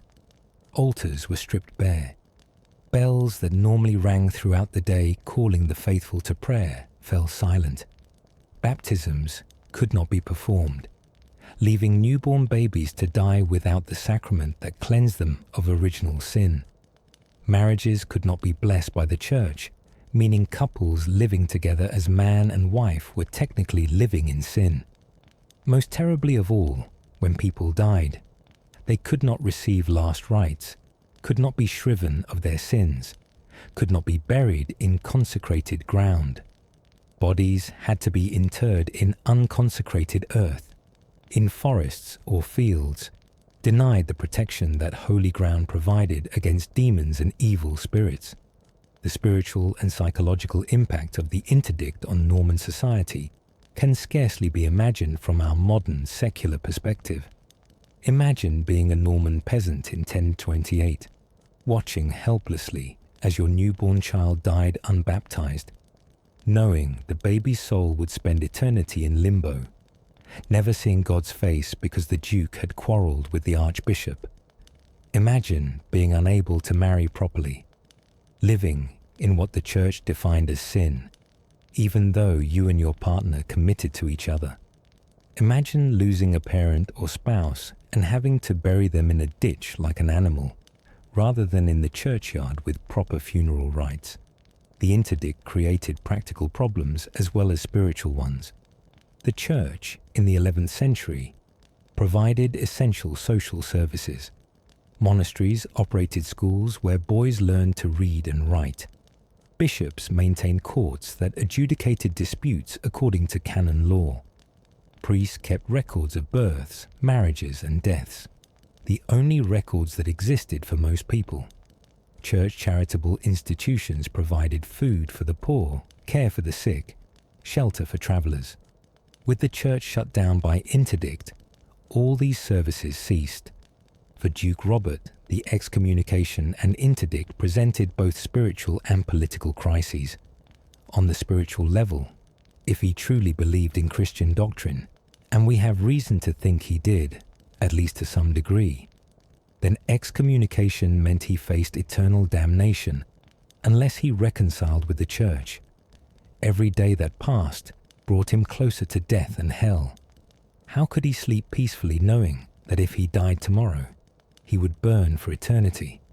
On the political level, the interdict undermined his authority in multiple ways. It portrayed him as an enemy of God, a man so wicked that the Pope himself had condemned him. It gave his enemies, and there were many who resented his rule or suspected his fratricide, a powerful rallying point. They could claim to be fighting not just a human duke, but a man condemned by God, standing against divine judgment itself. It also created practical problems of governance, as the literate clergy who staffed much of the ducal administration might refuse to serve an excommunicated lord. But Robert initially responded to these spiritual sanctions with defiance rather than submission. Perhaps he convinced himself that his actions had been justified, that his uncle had overstepped his authority, that the Pope had been misled about the true circumstances. Perhaps he calculated that the Pope's power was mostly theoretical, that distance and the realities of 11th century politics meant that Rome's decrees had limited practical effect in Normandy. Or perhaps Robert's pride simply would not allow him to bend, even before the ultimate spiritual authority in Western Christendom. Whatever his reasoning, Robert continued his aggressive approach toward the Church. He did not stop with driving out Archbishop Robert. He also moved against another powerful churchman, his cousin Hugo III d'Ivry, who served as Bishop of Bayeux.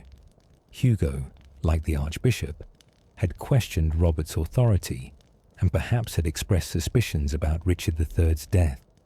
Robert's response was to banish Hugo from Normandy as well, sending another bishop into exile and further deepening his conflict with the Church. Robert also seized properties belonging to the great abbey of Fécamp, one of Normandy's most important and wealthy monasteries. Previous dukes had granted substantial lands and revenues to Fécamp as pious donations meant to win divine favor and ensure prayers for their souls. Robert, either desperate for money to fund his military campaigns or simply indifferent to the spiritual consequences, took these properties back. The monks of Fécamp, powerless to resist the duke's armed men, could only watch as their lands were confiscated and add Robert's sacrilege to his growing list of offences against the Church. For months, this conflict continued.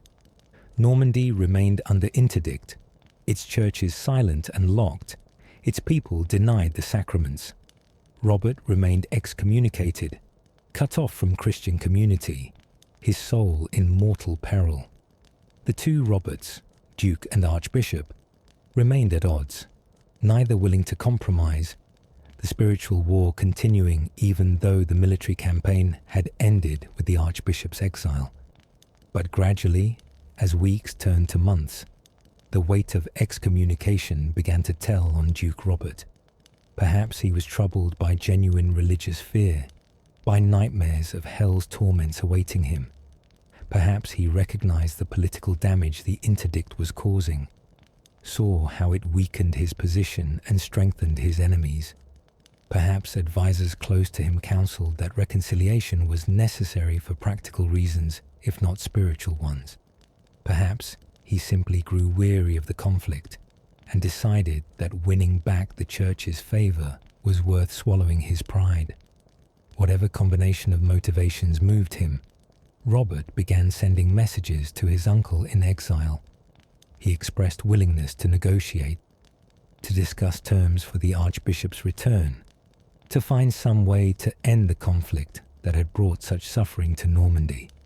Archbishop Robert, also weary of exile and eager to return to his see, proved willing to talk. The negotiations took time. Neither side wanted to appear to surrender, to give up too much too easily. But gradually, terms were worked out, concessions agreed upon, face-saving formulas developed that would allow both Roberts to claim some measure of victory. The Archbishop would return to Normandy and resume his position as both Archbishop of Rouen and Count of Evreux. All his temporal and spiritual powers would be fully restored. The properties seized from Fécamp Abbey would be returned, with additional donations to compensate for the violation. Bishop Hugo would also be allowed to return to Bayeux with his rights and properties intact. In return, Archbishop Robert would use his influence with the Pope to have the excommunication lifted and the interdict removed. Duke Robert would be received back into the church, his soul no longer condemned, the sacraments once again available to him, and both men would agree to respect each other's spheres of authority, the Duke commanding secular affairs, the Archbishop guiding spiritual matters, each recognizing the other's legitimate role without attempting to usurp powers that belong to the other. The formal reconciliation must have been an impressive ceremony. Picture the scene in Rouen Cathedral, that magnificent church where Norman dukes had been baptized and buried for generations. The building is filled with nobles and clergy, all gathered to witness the healing of the breach that had torn Normandy apart. Incense smoke rises toward the vaulted ceiling. Candles illuminate the space, their flames reflecting off gold and jewels adorning the altar, and the reliquaries holding saints' remains. Duke Robert enters, perhaps walking slowly up the central aisle, conscious of every eye upon him. He has set aside his usual rich garments and wears instead the simple robe of a penitent, bareheaded and barefoot as a sign of humility. Behind him walk his closest advisors and supporters, witnesses to his submission to church authority. At the altar waits Archbishop Robert, restored to his position, wearing the full regalia of his office, mitre on his head, crozier in his hand, elaborate vestments signifying his rank as the highest churchman in Normandy. Around him stand other bishops and abbots, representatives of the church's power and authority. The Duke kneels before his uncle, the Archbishop. In a voice loud enough for all to hear, Robert confesses his sins against the church, his aggression toward the Archbishop, his seizure of church properties, his defiance of ecclesiastical authority. He asks for forgiveness and absolution, acknowledging the Pope's authority and the Church's spiritual power over all Christians, even dukes. Archbishop Robert, speaking with the authority vested in him by the Pope, pronounces absolution. The excommunication is lifted. Duke Robert is restored to the community of Christian believers, his soul no longer condemned, the path to salvation open once more. The Archbishop makes the sign of the cross over his nephew's bowed head, blessing him and welcoming him back to the Church's embrace. Then comes the kiss of peace, uncle and nephew embracing to signify that their quarrel is ended, that reconciliation has been achieved. The cathedral bells, silent for so many months, begin to ring once more, their pealing echoes across Rouen, signalling to all citizens that the interdict has been lifted, that the churches will reopen, that the sacraments will again be available. Similar scenes play out across Normandy as word spreads, bells ringing, doors opening, priests emerging to resume their sacred duties, people flooding into churches they had not entered for months. The relief must have been palpable throughout Norman society. Parents could now have their babies baptized, ensuring their salvation should they die in infancy. Couples could marry with the Church's blessing, their unions sanctified and legitimate. The dying could receive last rites, be shriven of their sins, have some hope of heaven, rather than facing eternal damnation. The dead could be properly buried in consecrated ground, their graves blessed, their souls commended to God's mercy with appropriate prayers and masses. For Robert, the reconciliation brought relief from the terrible burden of excommunication. He could attend Mass again, receive communion, participate in the sacraments that marked a Christian life. He could sleep without the nightmare of hell awaiting him, should he die before reconciling with the Church. He had survived the spiritual crisis that had threatened both his soul and his rule. But the reconciliation came at a cost. Robert had been forced to back down, to admit he had been wrong, to restore everything he had taken from the Church and more. He had knelt before his uncle and confessed his sins publicly, a humiliation for a proud man who prided himself on his strength and authority. He had learned that there were limits to ducal power, that some forces, particularly the institutional Church backed by the Pope in Rome, could not simply be crushed by military might. Yet perhaps this defeat contained the seeds of transformation. The conflict with the Church and its resolution marked a turning point in Robert's reign and possibly in his character. The Duke who had defied the Pope and driven out bishops began to transform into a Duke who would become the Church's generous patron, who would donate lavishly to monasteries and churches, who would eventually undertake a pilgrimage to Jerusalem itself. Was this transformation genuine religious conversion, or was it calculated policy? Did Robert truly experience a change of heart, or did he simply learn that cooperation with the Church served his interests better than conflict? The sources don't tell us what went on in Robert's mind and soul. What we can observe are his actions, and those actions suggest that after his reconciliation with Archbishop Robert, the Duke's relationship with the Church entered a new and more positive phase. Robert began making substantial donations to churches and monasteries throughout Normandy. He granted lands and revenues to religious houses, enriching them beyond what he had previously taken. He commissioned the building and restoration of churches damaged during the Viking raids of previous generations, or during more recent conflicts. He welcomed monks and scholars to Normandy, supporting their work and providing them with the resources they needed. The Duke attended religious services regularly and with apparent devotion. He consulted with bishops and abbots on matters of governance, seeking their advice and taking seriously their concerns about moral and spiritual issues. He used his authority to support church reforms, backing efforts to eliminate simony, the buying and selling of church offices, and to enforce celibacy among the clergy. He presented himself as a Christian prince concerned with the welfare of the Church and the salvation of his subjects' souls. Whether Robert's piety was sincere or performative, it served important purposes. It rehabilitated his reputation, providing a counter-narrative to the nickname Robert the Devil that emphasized his piety and generosity. It secured the church's support for his rule, ensuring that priests would preach obedience to ducal authority rather than questioning it. It strengthened his legitimacy as duke, making clear that he ruled with God's blessing rather than in defiance of divine will. And if Robert genuinely believed in Christian doctrine, and we have reason to think he did, it might also have provided some measure of peace to a conscience troubled by suspicions of fratricide and memories of violence. The transformation of Robert from church enemy to church patron became so dramatic that it earned him his second nickname, Robert the Magnificent. The epithet magnificent referred specifically to his lavish generosity, particularly toward religious institutions. A magnificent lord was one who gave freely and abundantly, who displayed his wealth through donations and patronage, who supported churches and monasteries with open-handed liberality. And so Duke Robert, in the space of just a few years, earned two contrasting nicknames that would both follow him through history.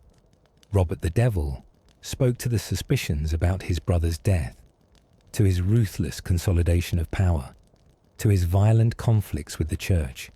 Robert the Magnificent pointed to his later generosity, his support for religion, his transformation from church opponent to church patron. The tension between these two nicknames, between the Devil and the Magnificent, captures something essential about Robert's complex character. He was capable of both ruthlessness and generosity, of violence and piety, of defying the church until excommunicated and then becoming its devoted supporter. He contained contradictions that made him difficult to categorize or understand according to simple formulas. But perhaps these contradictions were not unusual for medieval rulers. The exercise of power in the 11th century required a certain ruthlessness. Rulers who were only gentle and merciful tended to be overthrown by harder men. Yet excessive cruelty alienated subjects and invited rebellion. The most successful rulers found ways to be both strong and merciful, both fierce and generous, adapting their approach to circumstances. Robert's contradictory nicknames might simply reflect his ability to be what the moment required. A devil when dealing with rebels and enemies, magnificent when building support and legitimacy. By 1029 or 1030, Robert had largely consolidated his power as Duke of Normandy. The secular nobles had been brought to heel through his military campaigns. The church had been reconciled after the dramatic confrontation and subsequent peace with Archbishop Robert. Foreign powers recognized his authority. His alliance with King Henry of France remained strong.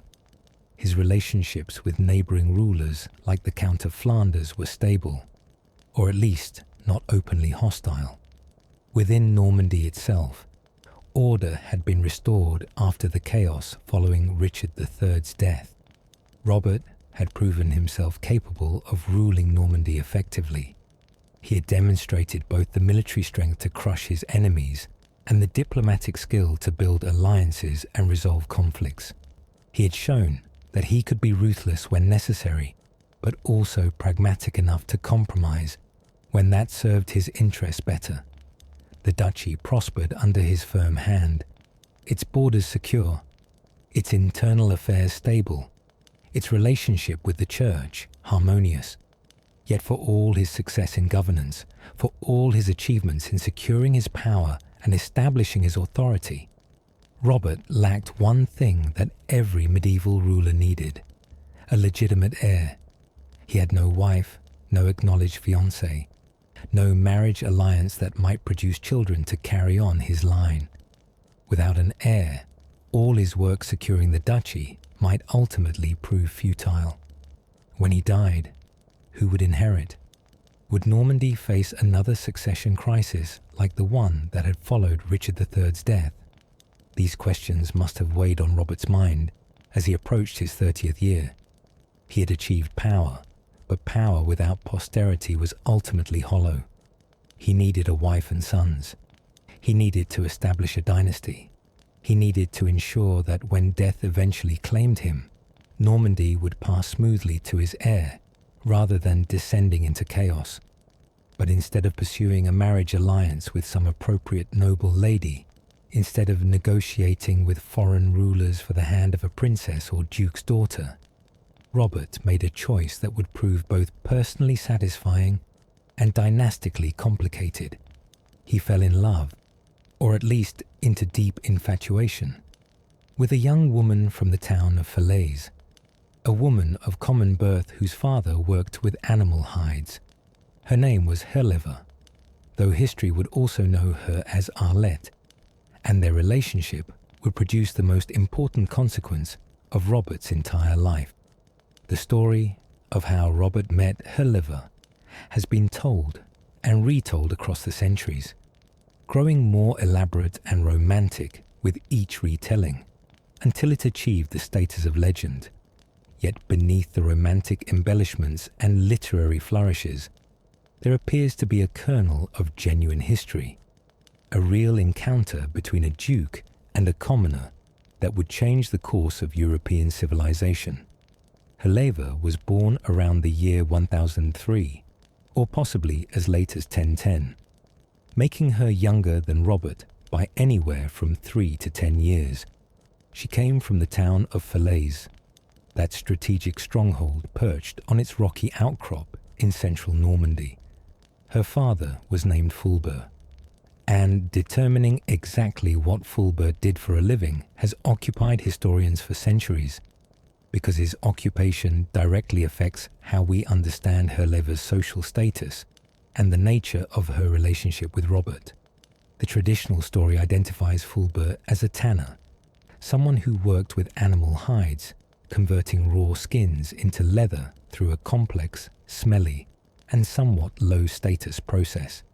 Tanning required soaking hides in various solutions, often including urine and dung, to remove hair and soften the material, then treating them with tannins extracted from tree bark to create durable leather. It was essential work, for medieval society needed leather for dozens of purposes: shoes, belts, armor components, book bindings, containers, horse tack. But it was also messy, smelly work that marked tanners as craftsmen rather than gentry, as workers rather than warriors, as commoners rather than nobles. If Fulbert was indeed a tanner in this traditional sense, then Herleva's background was decidedly humble. She would have been a craftsman's daughter, perhaps pretty and clever, but nowhere near Robert's social equal. Their relationship would have been clearly inappropriate by the standards of medieval nobility, who were expected to marry within their own class and to choose partners who brought political alliances or substantial dowries. But other evidence suggests that Fulbert might have been a man of somewhat higher status than a simple tanner. The Latin word used in some chronicles, pollinctor, is ambiguous and might refer not to a leather worker, but to an embalmer, someone who prepared bodies for burial, or even to a chamberlain, a court official who managed household affairs for a great lord. If Fulbert held such a position, then Herleva would have been born into a family of some substance, perhaps part of the burgher class of wealthy townspeople who stood between the peasantry and the nobility. Supporting this interpretation is the fact that Herleva's brothers later appear in ducal documents as witnesses and officials, roles unlikely to be given to men from truly low backgrounds. After Robert's relationship with Herleva began, Fulbert himself became chamberlain to the Duke, a position of trust and authority. This might represent rapid social climbing by a tanner who won ducal favour through his daughter. But it might also indicate that Fulbert already possessed some status, and that his appointment as chamberlain represented recognition of existing capabilities rather than a reward for providing his daughter. The truth probably lies somewhere in the middle. Fulbert likely worked with leather in some capacity, The association is too consistent across multiple sources to be entirely fabricated, but he might have been a prosperous leather merchant or guild master, rather than a simple tanner, a man of substance in Falaise, even if not of noble blood. Herleva would thus have been neither an aristocrat nor a poverty-stricken commoner, but something in between. A woman of the urban middle class, educated enough to be interesting, well-born enough to move in respectable society, but not noble enough to be a suitable wife for a duke. Whatever her exact social standing, Herleva was by all accounts a beautiful young woman. Medieval chroniclers, not generally inclined to spend much time describing women's appearances, nonetheless note that she was lovely enough to catch a duke's eye. She had, presumably, the physical features that her era considered attractive: clear skin unmarred by the diseases that scarred so many faces, a healthy figure suggesting good nutrition, perhaps fair hair and blue eyes, though chronicles don't specify these details. But Herleva possessed more than just physical beauty.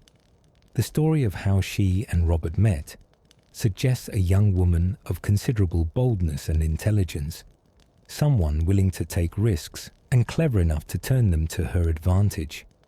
According to the famous legend, Robert was walking on the ramparts of his castle at Falaise one day, surveying his domain from the high walls. The castle stood on a rocky outcrop overlooking the town below, its walls providing commanding views of the surrounding countryside. From the ramparts, Robert could see for miles the forests and fields of his duchy, the river winding through the valley, the streets and buildings of Falaise itself. On this particular day, Robert's attention was drawn to the courtyard below, where young women were working at the dyeing trenches. These were long channels cut into the stone floor of the courtyard, filled with dye solutions in which cloth and leather were treated. The dyeing process required workers to trample on the materials submerged in the dye, using their feet to work the liquid thoroughly into every fiber. This meant hiking up skirts to keep them from getting soaked in dye, revealing legs from knee to ankle. Among the women working in these trenches was Herleva. According to the legend, she noticed Robert watching from above and made a calculated decision. She deliberately raised her skirts higher than necessary, revealing shapely legs all the way to the thigh, catching and holding the Duke's attention. Whether from boldness, ambition, or genuine attraction to the powerful man watching her, Herleva made herself impossible for Robert to ignore. The story might be apocryphal. Medieval chroniclers loved romantic tales and often embellished or invented them, but it contains psychological truth, even if the literal details are questionable. Herleva, whether through this specific incident or through other encounters, came to Robert's attention.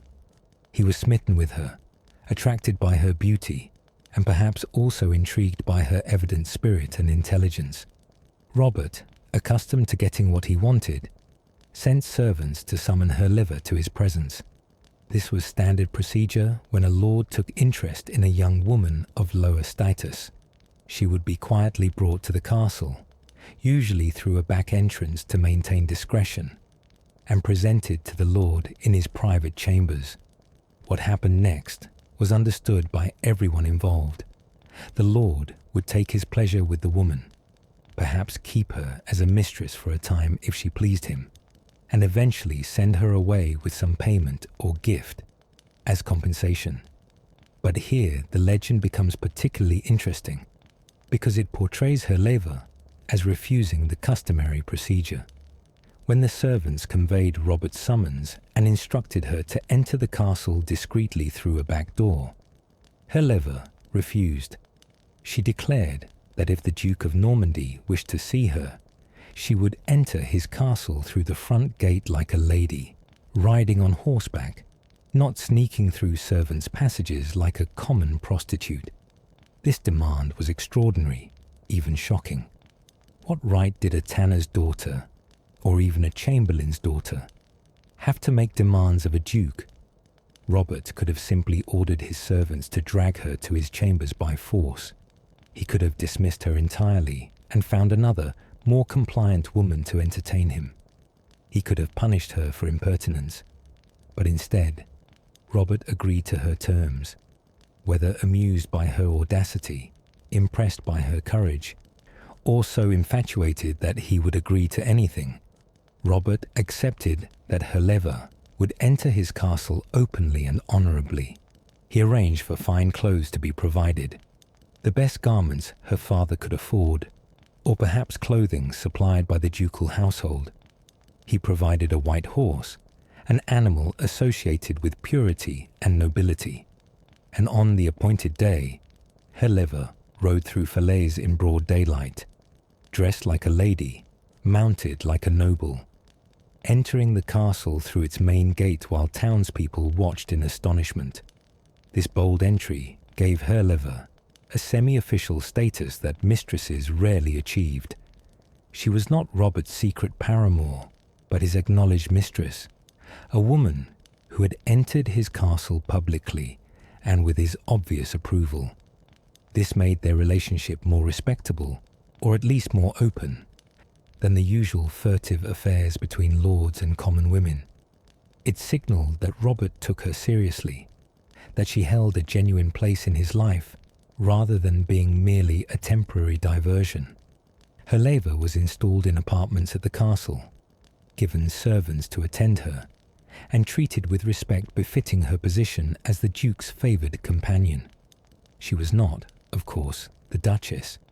That title could only come through marriage, and marriage between a duke and a commoner was unthinkable in 11th century society. But she was more than a casual mistress. She had Robert's affection, his protection, and a recognised position at his court. The nature of Robert and Herleva's relationship remains somewhat mysterious. Medieval chronicles, written by churchmen who disapproved of such extramarital unions, provide few details about the emotional dynamics between them, but some facts suggest that their connection went beyond mere physical attraction. Robert kept Herleva as his acknowledged mistress for several years, not just months. He did not hide their relationship, but was open about her presence in his life. He elevated her family. Her father Fulbert became ducal chamberlain. Her brothers Osborne and Walter received positions and benefits. When Robert eventually arranged for Herleva to marry another man, he chose a respectable nobleman and ensured she was well provided for, not simply casting her aside. Most significantly, Robert acknowledged the children Herleva bore him. In an age when powerful men could deny paternity and abandon their illegitimate offspring without consequence, Robert publicly claimed these children as his own. This suggests genuine affection for Herleva and commitment to her and their children's welfare that went beyond the minimum required by custom. For Herleva, her relationship with Robert represented both opportunity and danger. On one hand, she had risen from being a tanner's or chamberlain's daughter to being the Duke of Normandy's mistress. Living in luxury, wielding some influence, her family benefiting from her position. On the other hand, she remained unmarried and therefore technically living in sin. Her children would be bastards with uncertain futures, and her status depended entirely on Robert's continued favour. If he tired of her or decided to marry for political reasons, she could be set aside at any moment. Sometime between 1028 and 1029, Herleva became pregnant. She carried the child to term despite the risks that always attended medieval pregnancy. Risks magnified by the fact that, as an unmarried woman, she would not receive the full support and care that would be given to a duke's legitimate wife. But Herleva survived childbirth, and in late 1028 or early 1029, she delivered a healthy baby boy. The child was named William, a significant name in the Norman ducal family. William Longsword had been Rollo's son and the second ruler of Normandy. The name carried weight, suggested dynasty, implied that this baby might have an important destiny. Robert welcomed his son with evident joy, acknowledging the baby as his own, arranging for his baptism, and beginning to plan for his future. But from his first breath, young William carried the burden that would mark his entire life. He was a bastard. Born outside marriage, he had no legal claim to his father's position and property. Legitimate sons inherited by right. Bastards inherited only what their fathers chose to give them, and even that might be challenged by legitimate relatives or by nobles who refused to accept an illegitimate heir.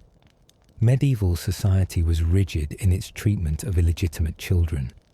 They could not inherit titles or lands unless their father's will was both explicit and enforceable. They suffered social stigma, being marked as products of sin, as living evidence of their parents' sexual transgression. They were denied the automatic respect and position that legitimate children of the same rank enjoyed. For Robert, his son's illegitimacy presented both a personal sorrow and a political problem. He loved the boy. All evidence suggests Robert was a devoted father and wanted William to inherit his duchy. But could an illegitimate son claim such a high position? Would the Norman nobles, proud of their own bloodlines and always ready to challenge ducal authority, accept a bastard as their duke? These questions became even more pressing because Robert showed no inclination to marry and produce legitimate heirs. Year after year passed, and Robert remained unwed. Various explanations have been offered for this unusual situation. Perhaps he loved Herleva too much to marry another woman. Perhaps he found the idea of political marriage, wedding some princess he'd never met for diplomatic reasons, too distasteful. Perhaps he was too busy with warfare and governance to bother with matrimonial negotiations. Or perhaps something in his character made him unsuited for marriage. Whatever the reason, Robert's lack of a wife meant that William remained his only acknowledged son. And as the years passed, with no sign of Robert marrying, it became increasingly clear that if the Duke died without legitimate children, William would be his heir. If Robert could make the Norman nobles accept such an unprecedented succession. According to a charming legend recorded in later chronicles, on the night Herleva conceived William, she experienced a prophetic dream. In this dream, a tree erupted from her belly, growing rapidly until it was enormous. The tree's branches spread first over Normandy, covering the entire duchy. Then the tree continued growing, its branches extending across the English Channel, and finally spread over all of England, covering that kingdom too. The dream, as recorded, predicted William's destiny, to rule both Normandy and England, to unite two realms under his authority, to become one of the most significant monarchs in European history. Whether Herleva truly had such a dream, or whether it was invented after William's conquest of England in 1066 to give his birth divine sanction and prophetic significance, the story captures something essential about the child born to the Duke and his mistress. William was destined for greatness, though no one watching him as a baby could predict exactly what form that greatness would take. Herleva may have borne Robert other children besides William, though the evidence is unclear. Adelaide, who would later marry 3 times and play important roles in Norman and French politics, is sometimes identified as Robert and Herleva's daughter. Other sources suggest Adelaide might have been born to another of Robert's mistresses. The confusion reflects both the incomplete nature of medieval records and the ambiguous status of illegitimate children, whose births were often not recorded with the same care given to legitimate offspring. At some point after William's birth, possibly when the boy was still an infant, possibly when he was a few years old, Robert made a decision about Herleva's future, whether motivated by a desire to free himself to potentially marry, by recognition that Herleva deserved a more stable position than that of ducal mistress, or by genuine care for her welfare, Robert arranged for Herleva to wed. Her husband was Herluin de Conteville, Viscount of Conteville, a nobleman of respectable, if not exalted rank. As a viscount, Herluin held a position roughly equivalent to what we might call a minor baron. He had lands and a title. He commanded warriors. He held a recognized place in Norman feudal hierarchy. He was not one of the great magnates of the duchy, but neither was he insignificant. The marriage served multiple purposes from Robert's perspective. It provided Herleva with an honorable position as a vicomtesse, a titled noblewoman, rather than remaining merely the duke's former mistress. It freed Robert from any complications the relationship might cause if he did decide to marry. It allied Robert with Herluin's family, and it ensured that Herleva would be cared for and protected, even if Robert's favour or life came to an end. For Herleva, the marriage represented a dramatic change in circumstances. From being the duke's mistress, dependent entirely on his favour and facing an uncertain future, she became a legitimate wife with a secure position in society. She had made an extraordinary journey, from tanner's or chamberlain's daughter to ducal mistress to viscountess. Her children, by Herluin, would be legitimate, born in wedlock, free from the stigma that would mark William all his life. The marriage between Herleva and Herluin proved successful by medieval standards. They had several children together, and their union appears to have been at least companionable, if not passionately romantic. Most significantly, Herleva bore Herluin 2 sons who would become immensely important in Norman and English history. Odo, born around 1030, would become one of the most powerful churchmen of his generation. Despite his relatively humble maternal grandfather, whether tanner or chamberlain, Odo would rise to become Bishop of Bayeux at the remarkably young age of 14 or 19, sources differ. He would become one of William's most trusted advisors, would fight at the Battle of Hastings, or at least accompany the army and urge on the troops, would appear prominently in the Bayeux Tapestry, and would serve as one of the chief administrators of conquered England, effectively ruling as regent when William returned to Normandy. Robert, born around 1031, would become Count of Mortain and one of the largest landholders in England after the Norman conquest. He would receive vast estates in southwestern England, particularly in Cornwall, and would become one of the most powerful nobles in William's kingdom. His loyalty to his half-brother would prove unwavering, and his military and administrative capabilities would make him essential to maintaining Norman control over their new English territories. These 2 boys, Herleva's legitimate sons by her marriage to Herluin, would spend their lives supporting their illegitimate half-brother William. The bond between the 3 brothers, or half-brothers, would prove one of the most important relationships in 11th century history. William trusted Odo and Robert as he trusted few others, knowing that their loyalty was bound not just by feudal oaths, but by blood, by their shared mother, by the knowledge that they had all risen from relatively humble origins to positions of extraordinary power. Herleva herself lived probably into the early 1050s, dying sometime around 1050, or perhaps slightly later. According to some sources, she was buried at the Abbey of Grestaine, which was founded by her husband Herluin and their son Robert around 1050. If true, this might indicate that she died around the time of the abbey's foundation, with Herluin establishing the religious house partly as a memorial to his late wife and as a place where prayers would be said for her soul.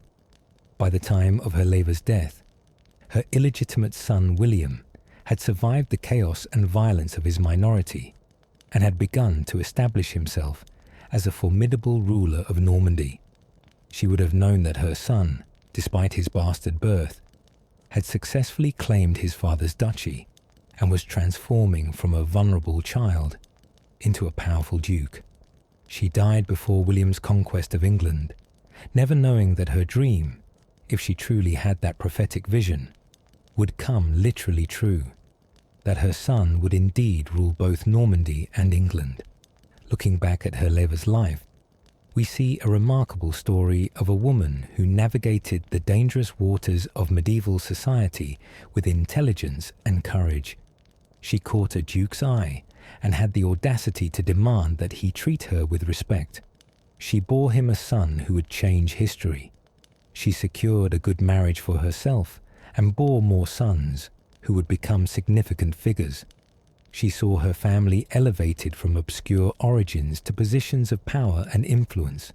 She lived to see her eldest son, despite all the disadvantages of his birth, establish himself as Duke of Normandy.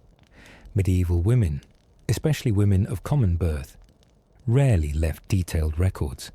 Their stories survive, if at all, only as footnotes to the lives of the powerful men around them. Herleva's story is unusual in that she achieved enough prominence through her relationship with Robert to earn mention in multiple chronicles and to be remembered by history. But even so, we know relatively little about her, her thoughts, her feelings, her experiences beyond the bare facts of her relationships and her children. What we can say is that without Herleva, there would have been no William the Conqueror. Without her bold decision to enter Falaise Castle through the front gate rather than the back door, without her relationship with Robert, without the son she bore him, the entire history of England would have unfolded differently. The Norman conquest would not have happened, or would have happened differently, or would have been led by someone else. The English language, English culture, English institutions, all shaped profoundly by the Norman conquest, would have developed along different paths.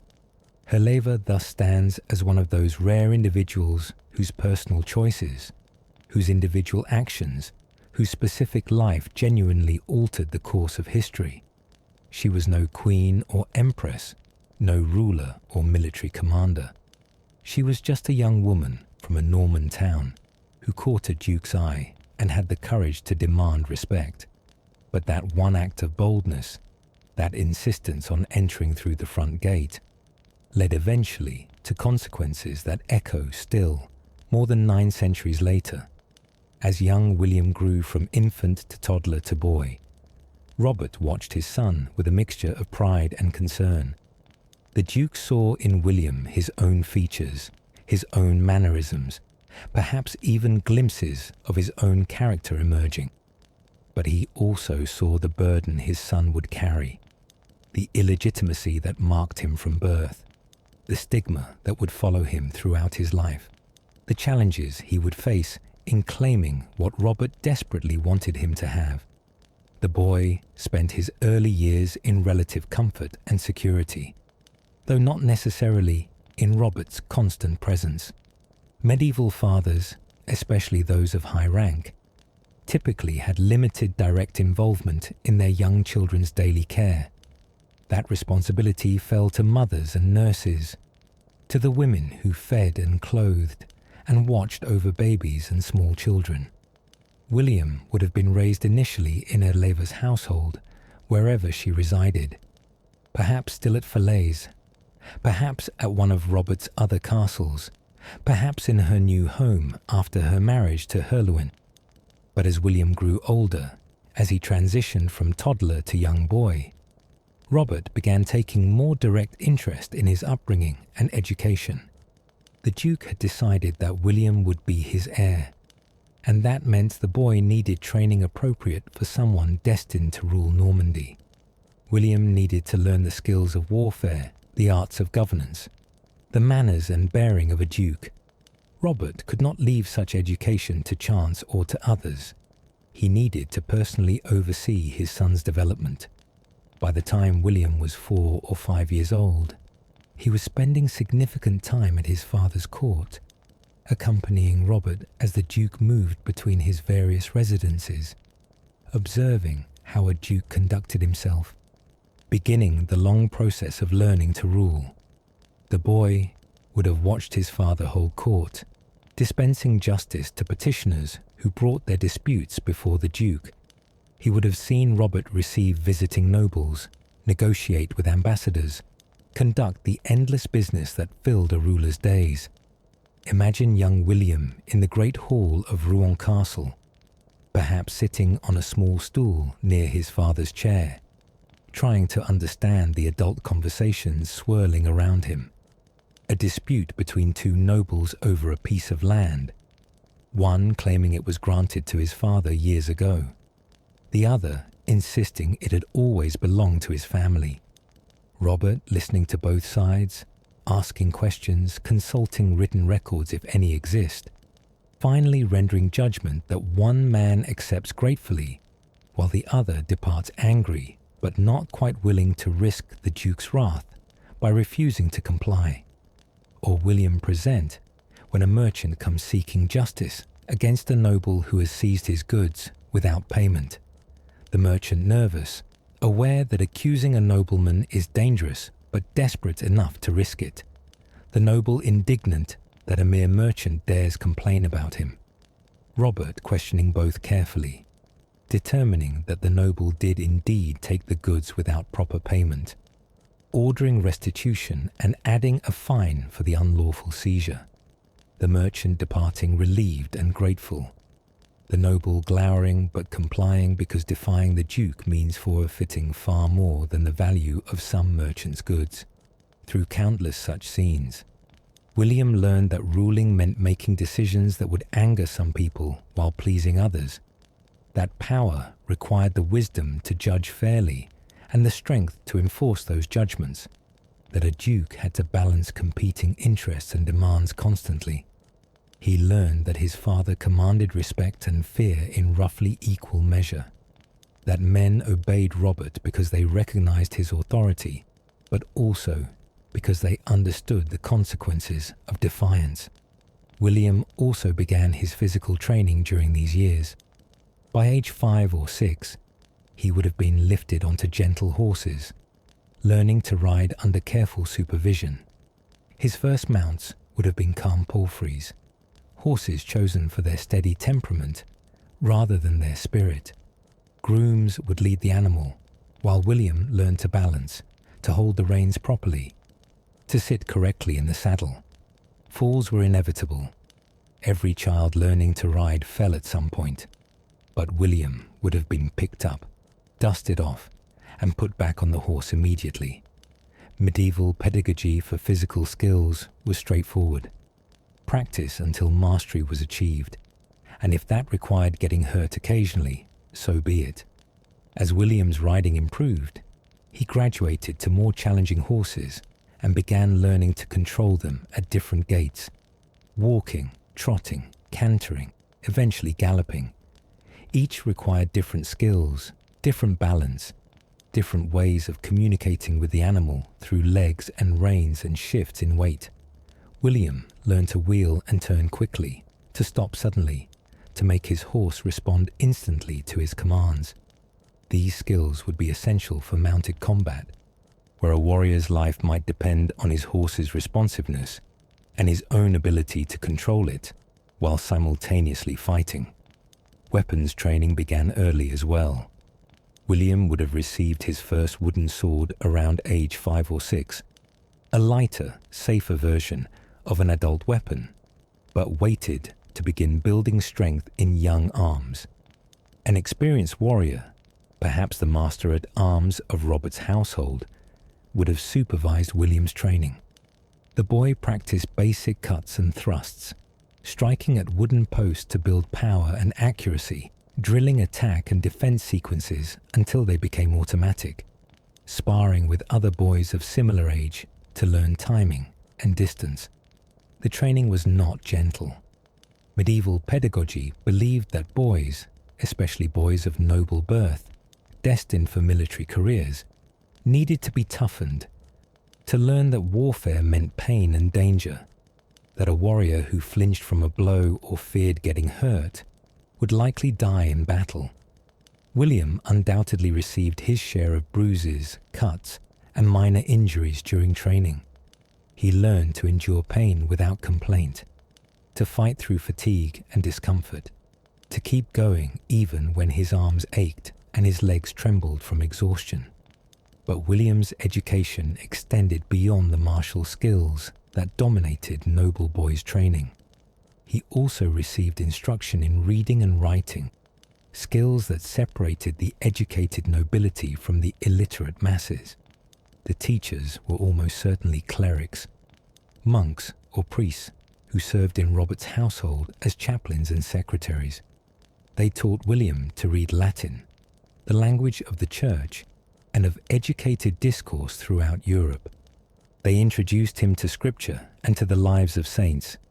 They taught him to write, guiding his hand as he formed letters with a quill pen on precious parchment or on wax tablets that could be smoothed and reused. The religious education William received emphasized standard Christian doctrine of the 11th century. He learned about original sin, inherited from Adam and Eve, that marked every human soul. He learned about Christ's sacrifice on the cross, offering redemption to those who believed and followed the church's teachings. He learned about heaven as the reward for the faithful and hell as the punishment for sinners. He learned about the saints, those holy men and women who had lived lives of exemplary virtue and now interceded with God on behalf of those who prayed to them. But William also learned, though perhaps his teachers did not explicitly tell him this, that he was different from other noble children. He was a bastard. That word, with all its ugly connotations, would follow him throughout his life. Other children, particularly those from rival noble families, would sometimes taunt him with it. William the Bastard, they would call him, emphasizing his illegitimate birth, reminding him that he had no legal claim to his father's position, implying that he was somehow lesser than them despite being the Duke's son. These taunts must have hurt deeply. Imagine young William, perhaps 6 or 7 years old, training with other noble boys at his father's court. A larger boy, the legitimate son of some powerful baron, decides to put the Duke's bastard in his place. "You're not a real Duke's son," the boy sneers. "Your mother was a tanner's daughter. Your father never even married her. You're just a bastard who has no right to be here." William, his face burning with shame and anger, might lash out, striking the other boy, fighting with fists and fury even if the other child is bigger and stronger. Or he might hold his temper, knowing that fighting would only make things worse, but storing the insult away, adding it to the growing collection of slights and humiliations that came with his illegitimate birth. Robert, learning of such incidents, would have been torn. On one hand, he could not allow disrespect toward his acknowledged son. William was his heir. He had decided this, had announced it, and challenges to William's status were challenges to his own authority. On the other hand, punishing noble children for stating what was technically true, that William was indeed illegitimate, might alienate those children's powerful fathers. The Duke's solution was to make his intentions regarding William absolutely clear. In every public forum, Robert referred to William as his son and heir. He introduced the boy to visiting dignitaries as the future Duke of Normandy. He began including William in ceremonies and official functions, giving the boy visibility and legitimacy through sheer repetition and ducal assertion. He arranged for William to live at ducal residences rather than with his mother, marking him as part of the Duke's immediate household. Robert also worked to secure William's future through more formal means. He began extracting promises from his leading nobles that they would recognize William as heir if Robert died. These promises were made casually at first, a word here, a comment there, planting the idea that William would succeed without actually forcing anyone to formally commit. But Robert was building a foundation, creating expectations, making it gradually understood throughout Norman society that William, despite his illegitimate birth, was Robert's chosen successor. The Duke also sought approval from higher authority. He brought William before King Henry of France, the man Robert had helped secure the French throne. In the king's presence, Robert formally acknowledged William as his son and heir. This royal recognition was crucial. It meant that if Norman nobles attempted to overturn William's succession after Robert's death, they would find themselves in conflict not just with a child, but with the King of France himself, who had witnessed and approved the succession arrangement. But despite all Robert's efforts to secure William's future, uncertainty remained. The boy was still illegitimate, still vulnerable, still dependent entirely on his father's life and power. If Robert died while William was still a child, would the carefully constructed succession plan hold? Would powerful nobles honor their promises to a dead duke, or would they see opportunity to seize power for themselves? Would King Henry's approval mean anything in practical terms, or would it prove merely theoretical when tested? These concerns must have weighed heavily on Robert's mind as the early 1030s progressed. He was in his early 30s, seemingly healthy and vigorous, but medieval life was precarious. Disease could strike without warning. Accidents happened constantly. A horse might stumble and throw its rider. A simple cut might become infected and kill. Food poisoning was common. Battle always carried the risk of death. And Robert, as Duke, could not avoid military campaigns when they became necessary. Every time he rode out to war, he faced the possibility that he might not return. Robert's concerns about William's future were only one element of the complex political situation he navigated during his middle years as Duke. The period from roughly 1029 to 1034 saw Robert involve himself increasingly in the broader politics of northern France, building alliances, managing conflicts with neighbors, and establishing Normandy as a significant player in regional affairs. His most important alliance remained with King Henry of France. The two men had worked together since 1031, when Robert had supported Henry's claim to the throne against rival claimants. That early support had been rewarded with the French Vexin, but the relationship extended beyond a simple exchange of support for territory. Robert and Henry appear to have genuinely cooperated on multiple issues, with Robert functioning almost as the king's chief military ally in northern France.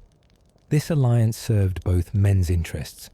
For Henry, having the Duke of Normandy as a reliable supporter meant he could focus on challenges elsewhere without constantly worrying about Norman aggression or independence movements. For Robert, alliance with the king provided legitimacy and protection. It was much harder for rivals to challenge a duke who had explicit royal backing. But Robert's involvement in regional politics extended beyond just his relationship with King Henry.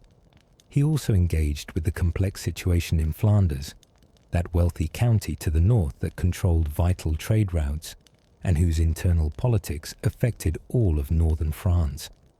In Flanders, a civil war had erupted between Baldwin IV, the aging count, and his son Baldwin V, who had grown impatient waiting to inherit and had attempted to seize power prematurely.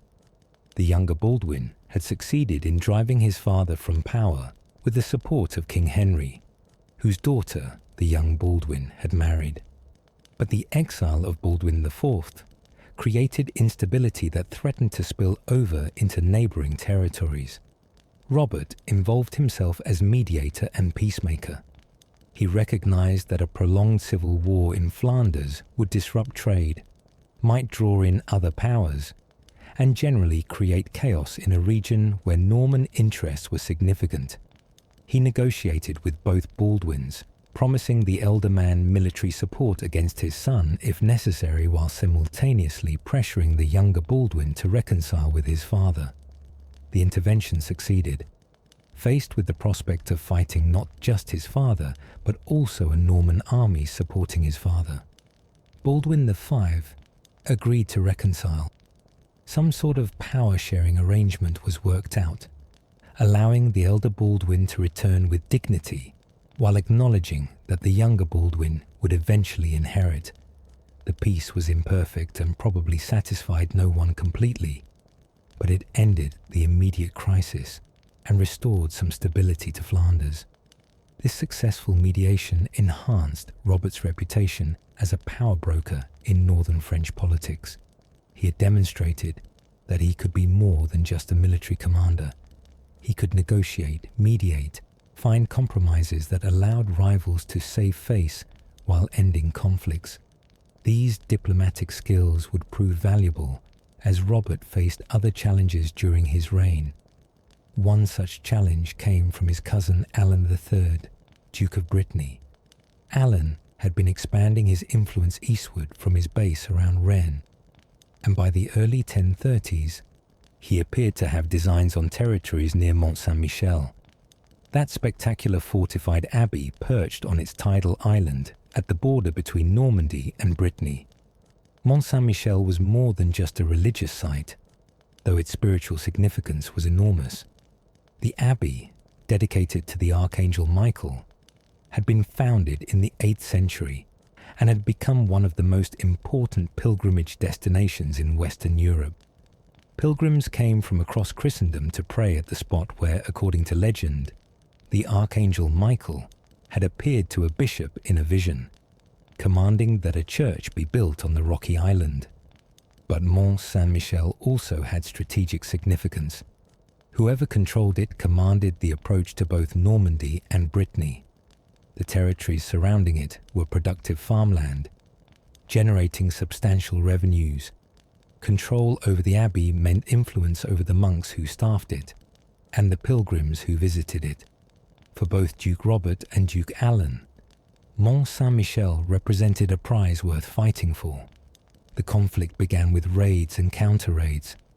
Alan's forces struck into Norman territory, burning villages and carrying off livestock. Robert's men responded with attacks into Breton lands. The violence escalated quickly, threatening to develop into full-scale war between the two duchies. Robert responded with characteristic aggressiveness. He assembled an army and launched a major campaign into Brittany, demonstrating that Norman military power significantly exceeded what Alan could muster. Robert's forces sacked the town of Dol, an important Breton centre. They repelled Alan's attempts to raid the Norman town of Avranches, defeating Breton forces in skirmishes and small battles. Robert pushed deep into Brittany, burning and looting, demonstrating to Alan that continued conflict would be disastrous for Breton territories.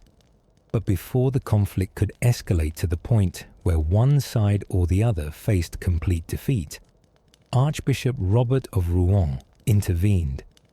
The same uncle who Robert had once driven into exile, with whom he had fought so bitterly over church authority, now served as peacemaker between his nephew and his nephew's cousin. The archbishop proposed a conference to negotiate peace, and both dukes agreed to attend. The meeting took place at Mont Saint-Michel itself, in the great abbey that had been the source of the conflict. Imagine the scene: two dukes, each accompanied by their leading nobles and warriors, meeting in the abbey's magnificent Romanesque church, under the watchful eyes of monks and the spiritual authority of the archangel to whom the abbey was dedicated. Duke Robert and Duke Alan, both descendants of the same Viking ancestor Rollo, both rulers of territories carved out by Norse warriors, sat down to negotiate. Archbishop Robert mediated, using his authority as a churchman and his family connection to both men to find common ground. The discussions must have been tense. Both dukes had suffered losses in the fighting. Both had invested prestige in the conflict. Neither wanted to appear weak by conceding too much. But eventually, an agreement was reached. Alan acknowledged Norman authority over the disputed territories surrounding Mont Saint-Michel. He performed homage to Robert for certain lands, recognizing the Duke of Normandy as his overlord for those specific holdings. In return, Robert presumably made concessions, perhaps confirming Alan's right to other disputed territories, perhaps promising trade concessions or agreeing to some other arrangement that allowed the Breton duke to claim some measure of victory. The peace held.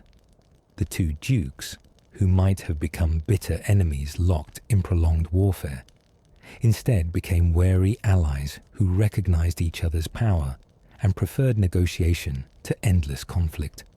Archbishop Robert had succeeded in preventing unnecessary bloodshed while securing Norman interests. This pattern, aggressive initial response followed by negotiated settlement, characterized much of Robert's approach to external relations during his middle years as Duke. He demonstrated repeatedly that he was willing to use military force, that Norman arms were formidable, that challenging Normandy meant risking serious consequences. But he also showed himself willing to negotiate, to find compromises, to end conflicts through diplomacy once he had demonstrated his strength. During these same years, Robert's court also hosted two important guests, whose presence would have profound implications for the future. Edward and Alfred, the English princes who lived in Norman exile. These young men were sons of Emma of Normandy, who had been Robert's aunt, making them his cousins. Their father had been King Ethelred of England, but their stepfather was the Danish King Canute, who had conquered England in 1016. Edward and Alfred had fled to Normandy as children when Knut's conquest threatened their lives. They had grown up at the Norman court, learning Norman customs, speaking French alongside English, trained in Norman military techniques. By the early 1030s, they were young men, probably in their 20s, still dreaming of somehow reclaiming their father's throne, but increasingly reconciled to permanent exile. Robert appears to have developed genuine affection for his English cousins, particularly Edward. The Duke saw opportunity in their presence. If he could help restore them to the English throne, or even just maintain them as potential claimants, Normandy would gain significant influence over England. An English king who owed his crown to Norman support would be a valuable ally, perhaps even a Norman client. In 1033 or 1034, Robert conceived an ambitious plan. He would mount an invasion of England on his cousin's behalf, challenge Knut's rule, and attempt to restore the line of Ethelred to the throne. The plan was audacious to the point of recklessness. England was powerful and well defended under Knut, who commanded substantial military forces and the wealth of a rich kingdom. The English Channel was notoriously dangerous, with unpredictable weather that could scatter fleets and drown armies. And even if Robert's forces successfully crossed the Channel and landed in England, they would face not just Knut's army, but also the uncertainty of English reactions. Would the English support the restoration of Ethelred's line, or had they grown comfortable under Danish rule? But Robert was nothing if not ambitious. He began gathering ships along the Norman coast, assembling a fleet that could transport an army across the Channel. He called for warriors to join the expedition, offering promises of land and wealth in conquered England. He accumulated supplies, food and weapons, equipment for horses, siege machinery for reducing English fortifications. Slowly, a substantial invasion force took shape. By summer of 1033 or 1034, Robert was ready. His fleet gathered at Norman ports, Barfleur perhaps, or other harbours along the northern coast, where ships could be loaded and armies embarked. The warriors assembled, checking weapons and armour, making final preparations. The horses were loaded onto specially designed transport vessels. Edward and Alfred, excited at the prospect of finally returning to their homeland and reclaiming their father's throne, prepared to sail with the invasion force. Then Robert gave the order to embark. and the great fleet put to sea. Hundreds of vessels carrying thousands of warriors sailing north across the Channel toward England and destiny. But nature, or perhaps divine providence, had other plans. The fleet encountered fierce storms and contrary winds almost immediately. The careful formations in which the ships had sailed quickly broke apart as each captain struggled to keep his vessel afloat. Some ships were driven back to Norman shores. Others were blown far off course, ending up on distant coasts far from their intended landing sites. Still, others were simply overwhelmed by wind and waves, sinking with all hands, sending men and horses and equipment to the bottom of the Channel. Robert himself, according to some accounts, managed to reach land, but at Guernsey, one of the Channel Islands, far from any strategic target in England. Other contingents of his scattered fleet made landfall at various points along the English coast, but they arrived in small groups without coordination or support, easy prey for English defenders who defeated them piecemeal. The grand invasion had become a disaster. The fleet that was supposed to carry an army to conquer England had been scattered and partially destroyed by weather. Any element of surprise was lost. The logistics of reassembling the fleet and making another attempt seemed overwhelming, and the political circumstances had shifted. Cnut, learning of the invasion attempt, would be on high alert, his defences reinforced, any hope of surprising him gone. Robert abandoned the invasion. He ordered what remained of his fleet to return to Normandy. The warriors came home disappointed, having spent time and resources on an expedition that had achieved nothing. Edward and Alfred remained exiles, their dreams of restoration dashed once more. The great gamble had failed, but the failed invasion was not entirely without consequence. It had demonstrated to King Cnut that the Norman Duke was willing to support the exiled English princes, that Normandy represented a genuine threat to Danish rule in England. According to Norman chronicles, Cnut sent envoys to Robert proposing a compromise. He would settle half the kingdom of England on Edward and Alfred if Robert would abandon plans for military intervention. Whether this offer was genuine or merely a diplomatic ploy to keep Normandy from trying another invasion remains unclear. If genuine, it was extraordinarily generous, Cnut offering to share his kingdom with potential rivals just to avoid conflict with Normandy. More likely, the offer was either exaggerated in Norman chronicles to make their duke seem more formidable, or was never seriously meant to be accepted, but rather represented a delaying tactic while Cnut strengthened English defences. Regardless, the invasion attempt was never renewed during Robert's lifetime. The moment had passed, the opportunity lost, the possibility of easy conquest gone. Edward and Alfred would remain in Norman exile for years more, their future uncertain, their hopes of restoration dependent on circumstances beyond Norman control. For Robert, the failed English invasion represented one of his few significant setbacks as Duke. He had overreached, had attempted something beyond his capabilities, and had been forced to abandon the effort in failure. But he learned from the experience. He had discovered the limits of Norman power, the challenges of overseas military operations, the dangers of relying on sea transport for major campaigns.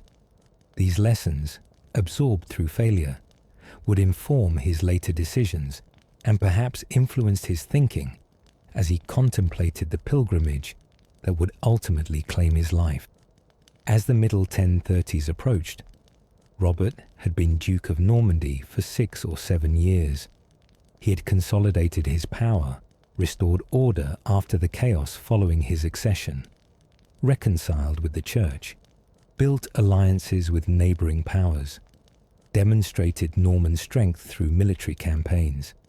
He had established William as his recognised heir, though the boy's illegitimacy remained a concern. He had proven himself a capable, if sometimes ruthless, ruler. But something was shifting in Robert's character during these years. The fierce young warrior who had earned the nickname the Devil was gradually transforming into a more reflective, more pious individual. His reconciliation with the church appears to have been more than mere political calculation. Robert seems to have genuinely embraced religious devotion, becoming a generous patron of churches and monasteries, attending religious services regularly, consulting with bishops and abbots on spiritual matters. What caused this transformation? Several factors likely contributed. Robert was aging. He had reached his early 30s. Ancient by medieval standards, though not actually old, many men lived much longer. He had experienced war and violence repeatedly, had seen men die, had perhaps personally killed in battle. He had achieved power through means that troubled his conscience, particularly if he had indeed arranged his brother's murder.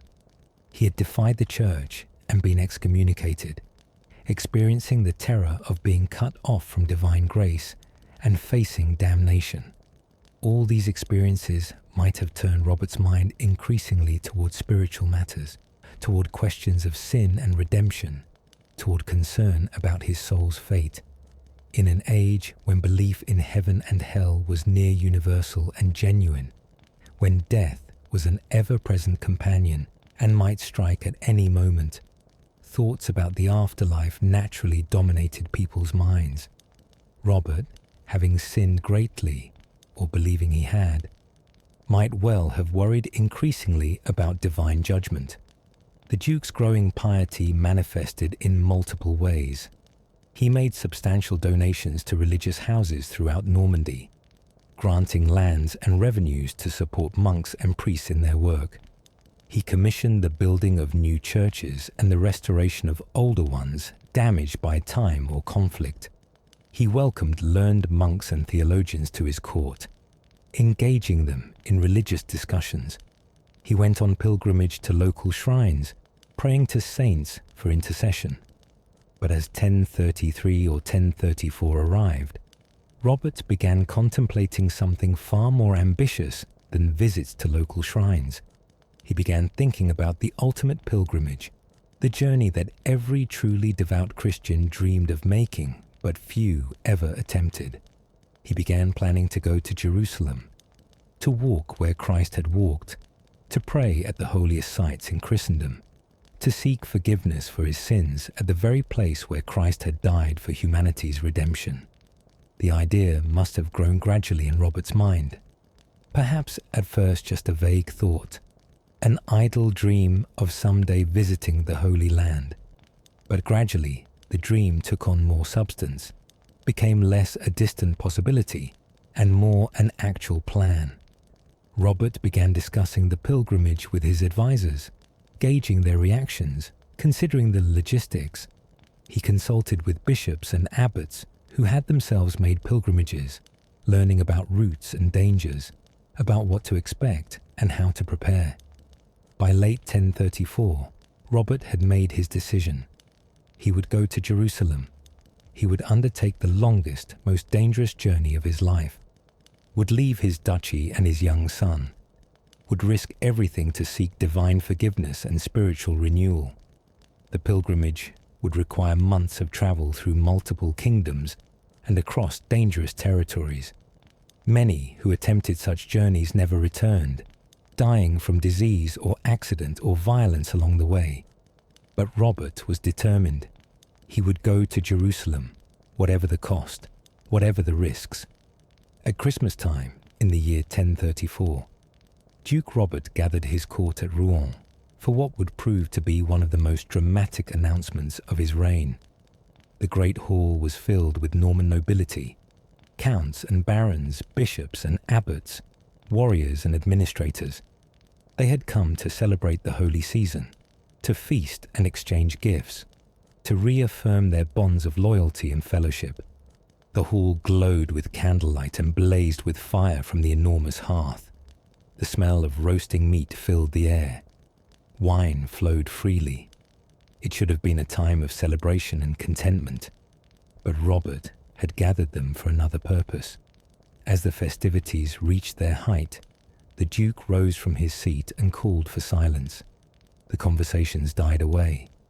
The musicians ceased their playing. All eyes turned to Robert as he prepared to speak. The Duke announced that he intended to undertake a pilgrimage to Jerusalem.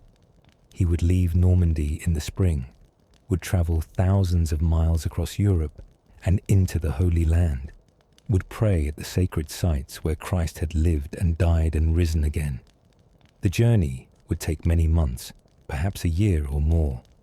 And because the dangers were so great, because so many pilgrims never returned from such journeys, Robert needed to make arrangements for what would happen if he died far from home.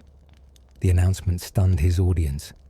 A duke abandoning his duchy to travel to Jerusalem. It was almost unprecedented.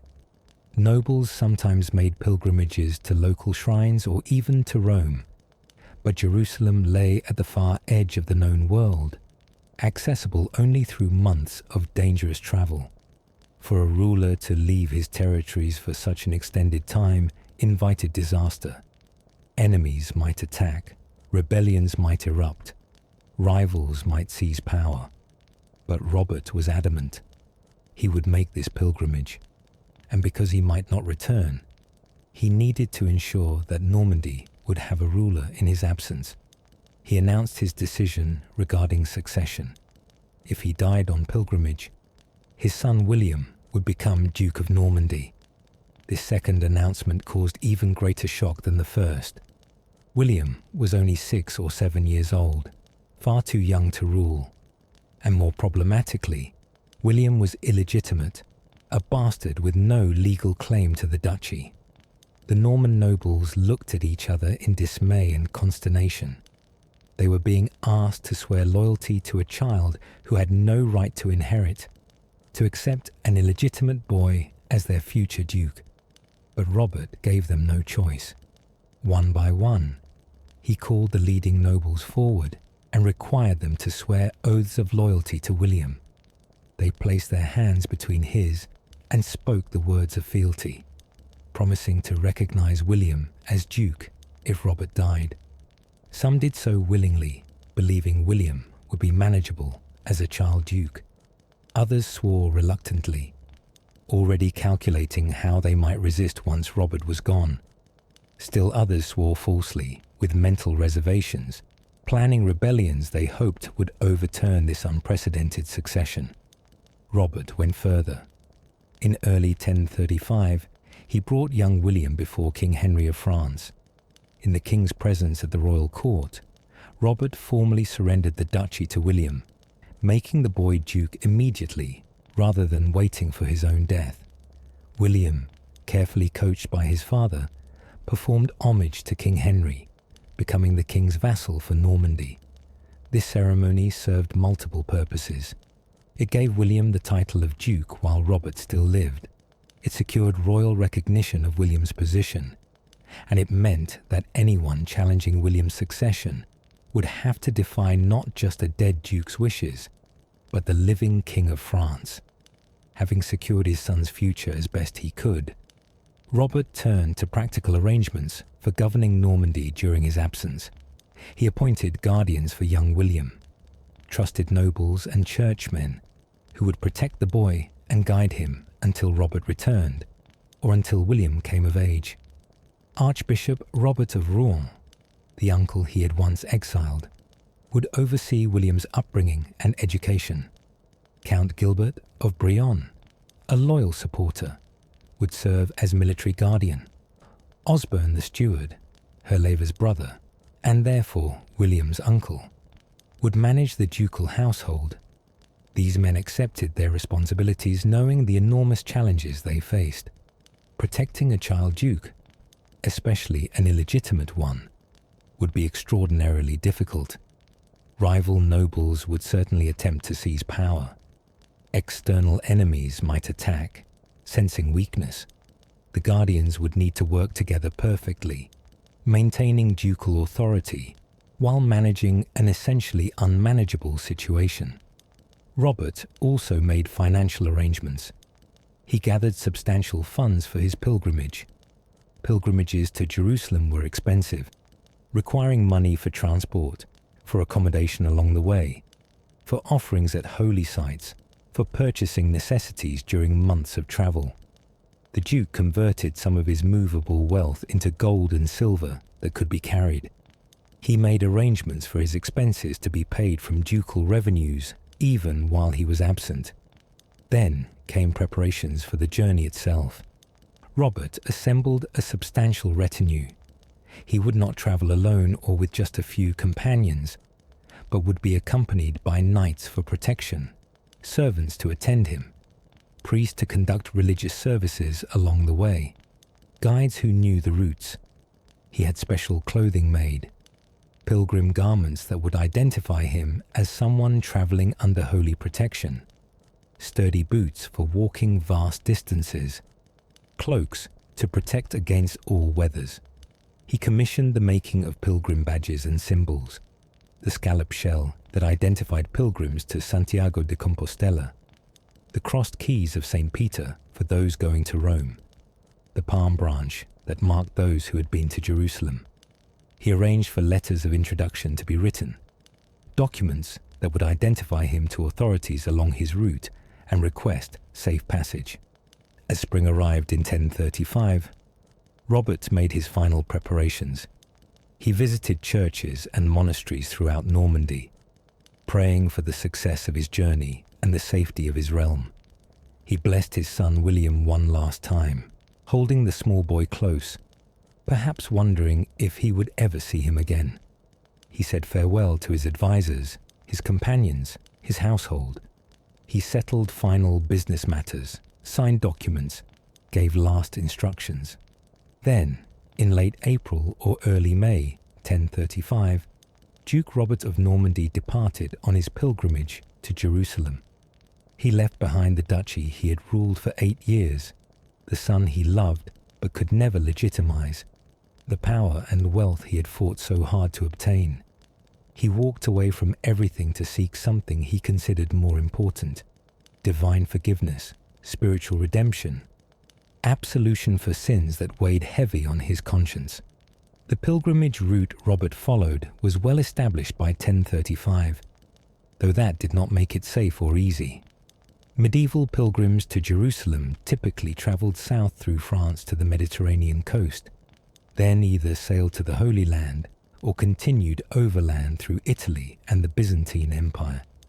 Robert appears to have chosen the overland route, which was longer but avoided the dangers of sea travel.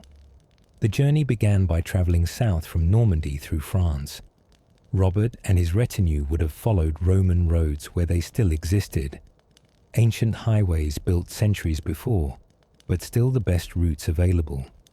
They passed through French towns and villages, stopping at monasteries and churches that offered hospitality to pilgrims.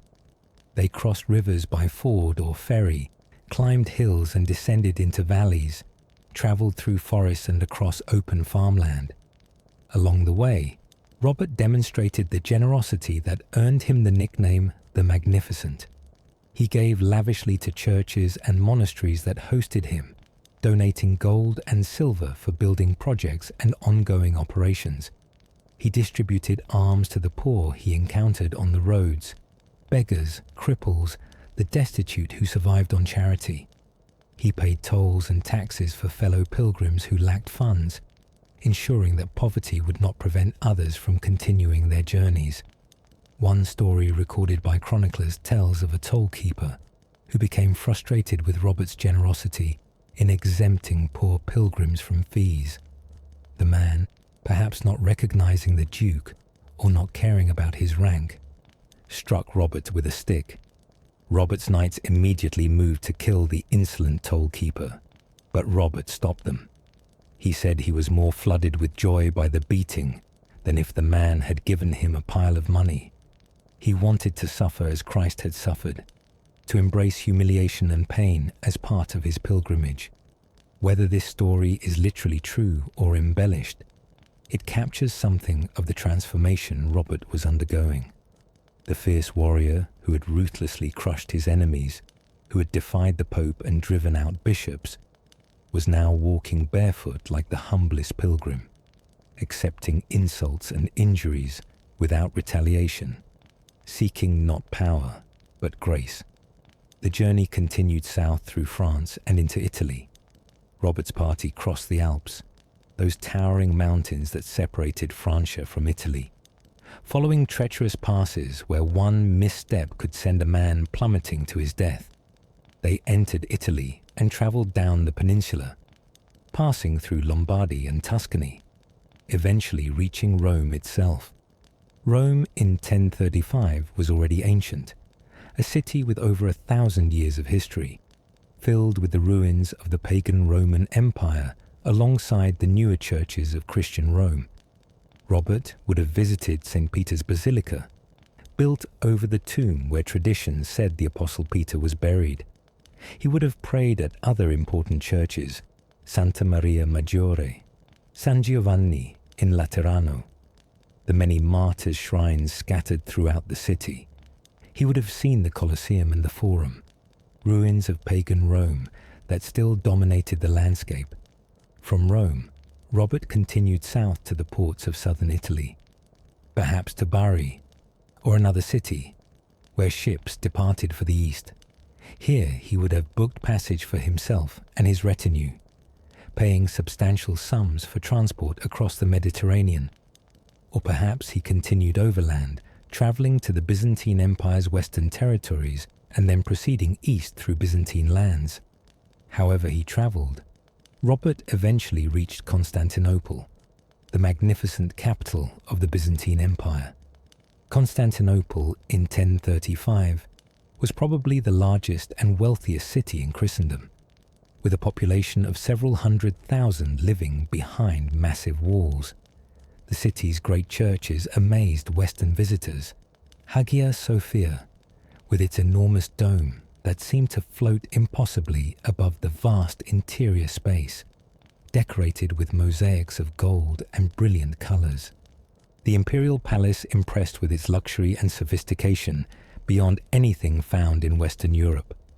Robert rested in Constantinople, recovering from months of travel, preparing for the final leg of his journey. Byzantine officials would have provided some assistance. The empire was used to Western pilgrims passing through on their way to Jerusalem, and had systems in place to facilitate their passage, while also keeping an eye on these potentially troublesome foreigners. From Constantinople, Robert travelled south and east, crossing into territory that was technically Byzantine but increasingly influenced by various Muslim powers. The journey became more dangerous now. The lands between Constantinople and Jerusalem were contested between Christian and Muslim rulers, frequently disrupted by warfare and raiding. Pilgrims faced risks from bandits, from rival armies that might view them as spies or enemies, from disease common in unfamiliar climates. But Robert persevered, driven by his determination to reach Jerusalem. Week after week, his party travelled south and east, following routes established by previous pilgrims, staying at monasteries where they existed, camping when no shelter was available. The landscape changed as they travelled, the green hills and valleys of Europe giving way to more arid regions, then to the desert and semi-desert lands of the Near East. Finally, after months of travel, after covering thousands of miles, after enduring heat and cold, danger and fatigue, Robert reached Jerusalem. He entered the ancient city that held such sacred significance for Christians, Jews and Muslims alike. Jerusalem in 1035 was under Muslim rule, though Christian pilgrims were generally tolerated provided they paid appropriate fees and taxes and caused no trouble. Robert would have gone immediately to the Church of the Holy Sepulchre, the most sacred site in Christendom. This church had been built over the traditional location of Calvary, where Christ was crucified, and the nearby tomb where he was buried and from which he rose. Entering the church, Robert would have seen the place marked as Calvary, would have knelt and prayed where Christ had died for humanity's sins. He would have descended into the crypt where Christ's tomb was located, would have touched the stone slab, where tradition said Christ's body had lain before his resurrection. The emotional and spiritual impact of these moments can scarcely be imagined. For a medieval Christian believer, standing in the actual places where the events of the Gospels occurred was overwhelming. This was not reading about Christ's passion in a book or hearing it described in a sermon. This was physically being in the same locations, touching the same stones, breathing the same air. For Robert, burdened by sins and seeking redemption, the experience must have been profoundly moving. Robert spent days or perhaps weeks in Jerusalem, visiting all the sacred sites. He walked the Via Dolorosa, the path Christ was believed to have taken carrying the cross to Calvary. He visited the Mount of Olives, where Christ had prayed before his arrest, and from which he had ascended to heaven after his resurrection. He prayed at Gethsemane, where Christ had been betrayed and arrested. He visited Bethlehem, where Christ had been born. He went to the Jordan River, where Christ had been baptized by John. At each site, Robert prayed, made offerings, sought divine forgiveness. He prayed for his own soul, asking that his sins be forgiven. He prayed for his brother Richard, whether asking forgiveness for murder or seeking comfort if Richard had died naturally. He prayed for his son William, that God would protect the boy and allow him to rule Normandy successfully. He prayed for Normandy itself, for its safety and prosperity during his absence. Robert also made substantial donations in Jerusalem. He gave gold and silver to support the Christian communities living under Muslim rule. He donated to churches and monasteries that served pilgrims.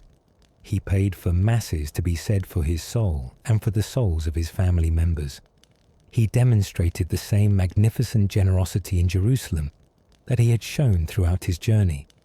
Having accomplished his goal, having prayed at Christianity's holiest sites, having sought and presumably received the spiritual renewal he craved, Robert prepared to return home. He had been away from Normandy for months.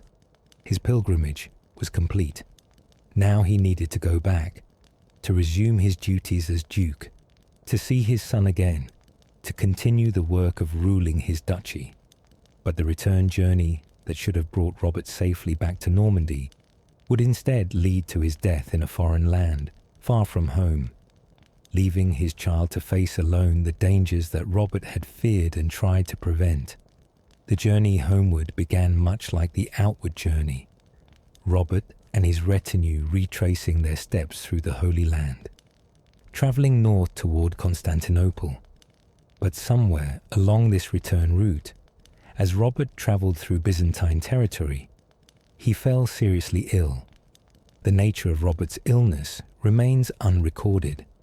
Medieval chronicles simply note that he became sick, that his condition worsened rapidly, that it soon became clear he would not recover. The illness might have been a fever contracted from contaminated water or food, common in an age when sanitation was primitive and disease transmission not understood. It might have been dysentery, that terrible affliction that emptied the body of fluids until death came from dehydration and exhaustion. It might have been some other disease for which medieval medicine had no name and no cure. Whatever the specific illness, Robert quickly weakened. The robust Duke, who had led armies and crushed rebellions, who had ridden to Jerusalem seeking divine favor, now found himself unable to continue traveling. His servants carried him to Nicaea, a substantial Byzantine city with medical facilities and where arrangements could be made for his care. Nicaea, the modern Turkish city of Iznik, had particular significance in Christian history. Here, in the year 325, the First Council of Nicaea had met, the great gathering of bishops that formulated the Nicene Creed, the statement of Christian belief that was still recited in every Mass. The city had ancient churches, Christian communities, everything necessary to care for a dying pilgrim duke. But not even the prayers of priests or the ministrations of Byzantine physicians could save Robert. His condition continued deteriorating. Fever consumed him. Weakness prevented him from rising from his bed. It became clear to everyone, including Robert himself, that death was approaching. Robert faced his end with what appears to have been calm acceptance. He had received the last rites of the Church, those sacraments meant to prepare a Christian soul for its journey to judgment. He had confessed his sins one final time, receiving absolution from a priest. He had prayed at Jerusalem and throughout his pilgrimage. He had done everything possible to secure divine mercy. Now he could only wait for death and trust in God's justice and compassion. What thoughts occupied Robert's mind during his final hours? Did he think of his son William, wondering if the boy would survive the dangerous years ahead, if the arrangements he had made would protect his illegitimate child? Did he think of Herleva, the woman he had loved but never married? Did he think of his brother Richard, dying so conveniently, wondering again if he had been responsible? Did he think of Normandy, the duchy he had fought to rule and would now never see again? Did he feel peace, believing that his pilgrimage had won him divine forgiveness? Or did he face death with fear and doubt, uncertain whether his sins could truly be absolved, worried about judgment and what awaited him beyond death? The sources give us no answers to these questions. They record simply that Robert died on the 2nd or 3rd day of July in the year 1035. Sources differ slightly on the exact date. Duke Robert of Normandy died at Nicaea. He was 35 years old, in what should have been the prime of his life. He had ruled Normandy for only 8 years. He died far from home, surrounded by strangers in a foreign land. His pilgrimage complete, but his life cut short. Robert's body was prepared for burial according to local customs. In the heat of a Turkish summer, there could be no question of transporting a corpse hundreds of miles back to Normandy. Medieval bodies decompose rapidly in warm weather despite the use of spices and wrappings. Robert would have to be buried in Nicaea, laid to rest in foreign soil while the duchy he had loved awaited news of his fate. The burial probably took place in the Church of St. Mary in Nicaea, one of the city's important Christian churches. Robert's attendants would have arranged for as dignified a funeral as circumstances allowed. Local clergy would have conducted the service, praying for the Duke's soul, commending him to God's mercy. His body was interred in the church, marked by some monument or inscription identifying him as Duke Robert of Normandy. And there Robert rested, in a Byzantine city thousands of miles from the Norman lands he had ruled, while history moved forward without him. News of Robert's death travelled slowly back to Normandy. Messengers had to retrace the entire journey, from Nicaea to Constantinople, across the Byzantine Empire, through Italy, over the Alps, through France, finally reaching Normandy weeks or months after the Duke's death. Throughout this time, Normandy remained ignorant of its Duke's fate, waiting and wondering, growing increasingly worried as time passed with no word. When the news finally reached Rouen, it sent shockwaves through Norman society. Duke Robert was dead. He had died on pilgrimage far from home. His body rested in a foreign grave, and the duchy now belonged to his 8-year-old illegitimate son, William. The guardians Robert had appointed, Archbishop Robert, Count Gilbert, Osborne the steward, immediately moved to secure William's position. They gathered the Norman nobles and reminded them of their oaths to recognize William as Duke. They invoked King Henry's recognition of William's succession. They took physical control of the ducal castles and treasuries. They tried to project an image of strength and continuity, to prevent anyone from thinking that Robert's death meant opportunity for seizing power. But despite their efforts, Normandy descended into chaos. Many nobles had sworn oaths to Robert to recognize William as heir. But they had done so when Robert lived, when his power and authority compelled their compliance. With Robert dead, those oaths seemed less binding. William was a child who could not rule. He was illegitimate, with no legal claim to the duchy. Opportunities beckoned for ambitious men who believed they had better claims than a bastard boy. The years following Robert's death would prove extraordinarily dangerous for young William. Multiple guardians appointed by Robert would be murdered. Count Gilbert would be killed by rivals. Osborne the steward would be assassinated in William's own bedchamber while the boy slept nearby. Attempts would be made on William's life. Nobles would fight each other to control the duchy or to seize power for themselves. Normandy would descend into a period of violence and instability worse than anything it had experienced since the Viking Age. But William would survive through a combination of luck, the loyalty of a core group of supporters, help from King Henry of France, and eventually his own emerging strength and capability. William would navigate the chaos of his minority. He would grow to manhood. He would secure his hold on Normandy through force and diplomacy. And eventually, he would lead an army across the Channel to conquer England, fulfilling the destiny that Robert had perhaps glimpsed when he named his illegitimate son as heir. But in the summer of 1035, as Robert lay dying in Nicaea, none of this future could be predicted. The Duke faced death as he had faced life, with courage and without apology, having made the choices he believed right, having sought redemption for his sins, having done his best to secure his son's future. Whether his best would prove sufficient remained for time to reveal. Decades after Robert's death in Nicaea, his son William, now King of England, as well as Duke of Normandy, remembered his father's lonely burial in a foreign land. William, having conquered England in 1066 and established himself as one of Europe's most powerful monarchs, decided to honor his father's memory by bringing him home to Normandy for proper burial in the ducal tombs. William sent envoys to Constantinople and Nicaea with instructions to recover Robert's body and transport it back to Normandy. The Byzantine authorities, recognizing the importance of maintaining good relations with the powerful Norman king, granted permission.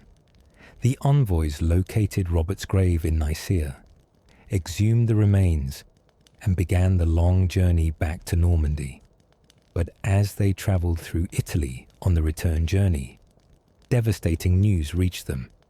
King William himself had died. The son who wished to honor his father had himself passed away, preceding Robert in death by decades, but dying before his father's remains could be brought home. The envoys, their mission rendered somewhat pointless by William's death, made the decision to rebury Robert's body in Italy rather than continuing to Normandy.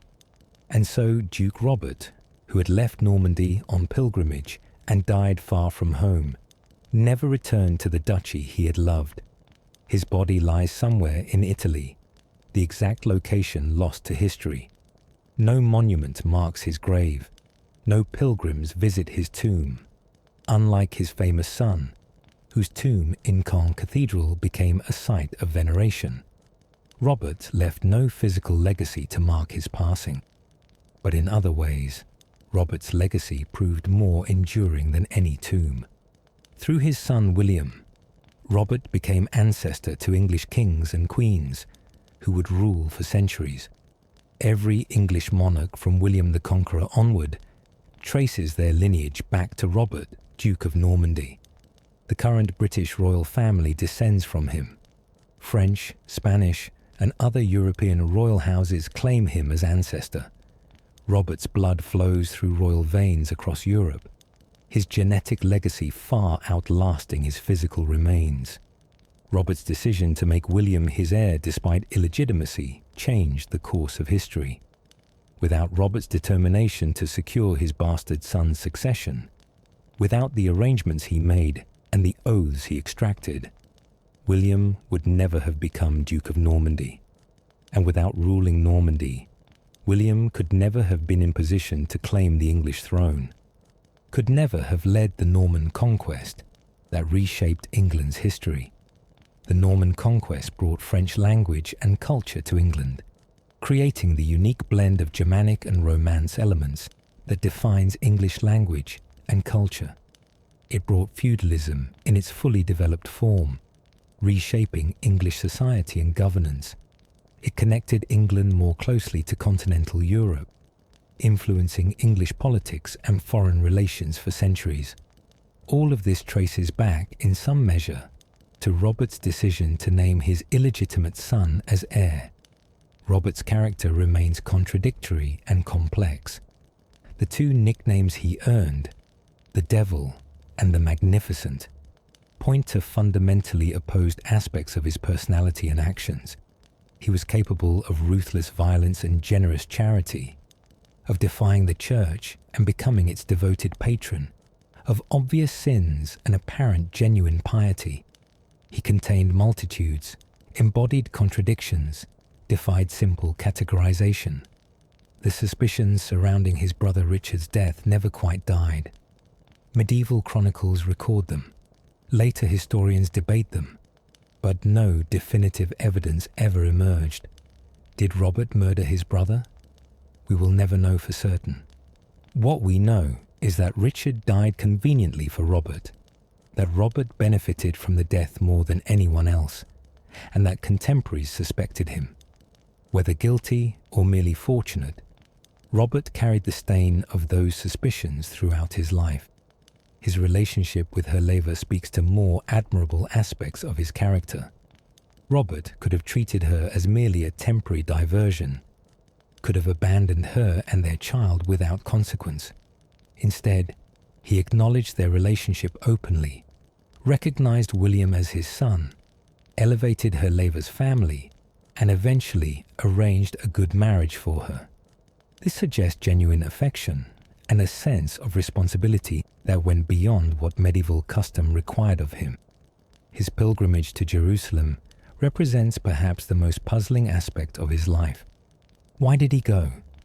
Genuine piety certainly played a role. Robert appears to have been sincerely religious despite his conflicts with the church. Guilt over his brother's death might have driven him to seek dramatic atonement. Fear of divine judgment could have motivated him to visit Christianity's holiest sites. Or perhaps he sought something beyond power and wealth, some meaning or purpose that ruling Normandy could not provide. Whatever his motivations, the pilgrimage demonstrated courage and commitment. Robert risked everything, his life, his duchy, his son's future, to make this journey. He could have sent someone else on pilgrimage on his behalf, as many nobles did. He could have made promises to visit Jerusalem someday, but never actually go. Instead, he personally undertook one of the most dangerous journeys a medieval person could attempt, knowing he might never return, accepting that risk because he believed the spiritual rewards justified it. Robert's generosity during the pilgrimage earned him his second nickname. The Magnificent referred specifically to his lavish donations, his gifts to churches and the poor, his willingness to pay for others' needs. This generosity served multiple purposes. It was expected of a great lord. It demonstrated his wealth and power, and it might win divine favor. But it also suggests a genuine charitable impulse, a recognition that power and wealth brought responsibilities toward those less fortunate. His reign as duke, while short, proved significant.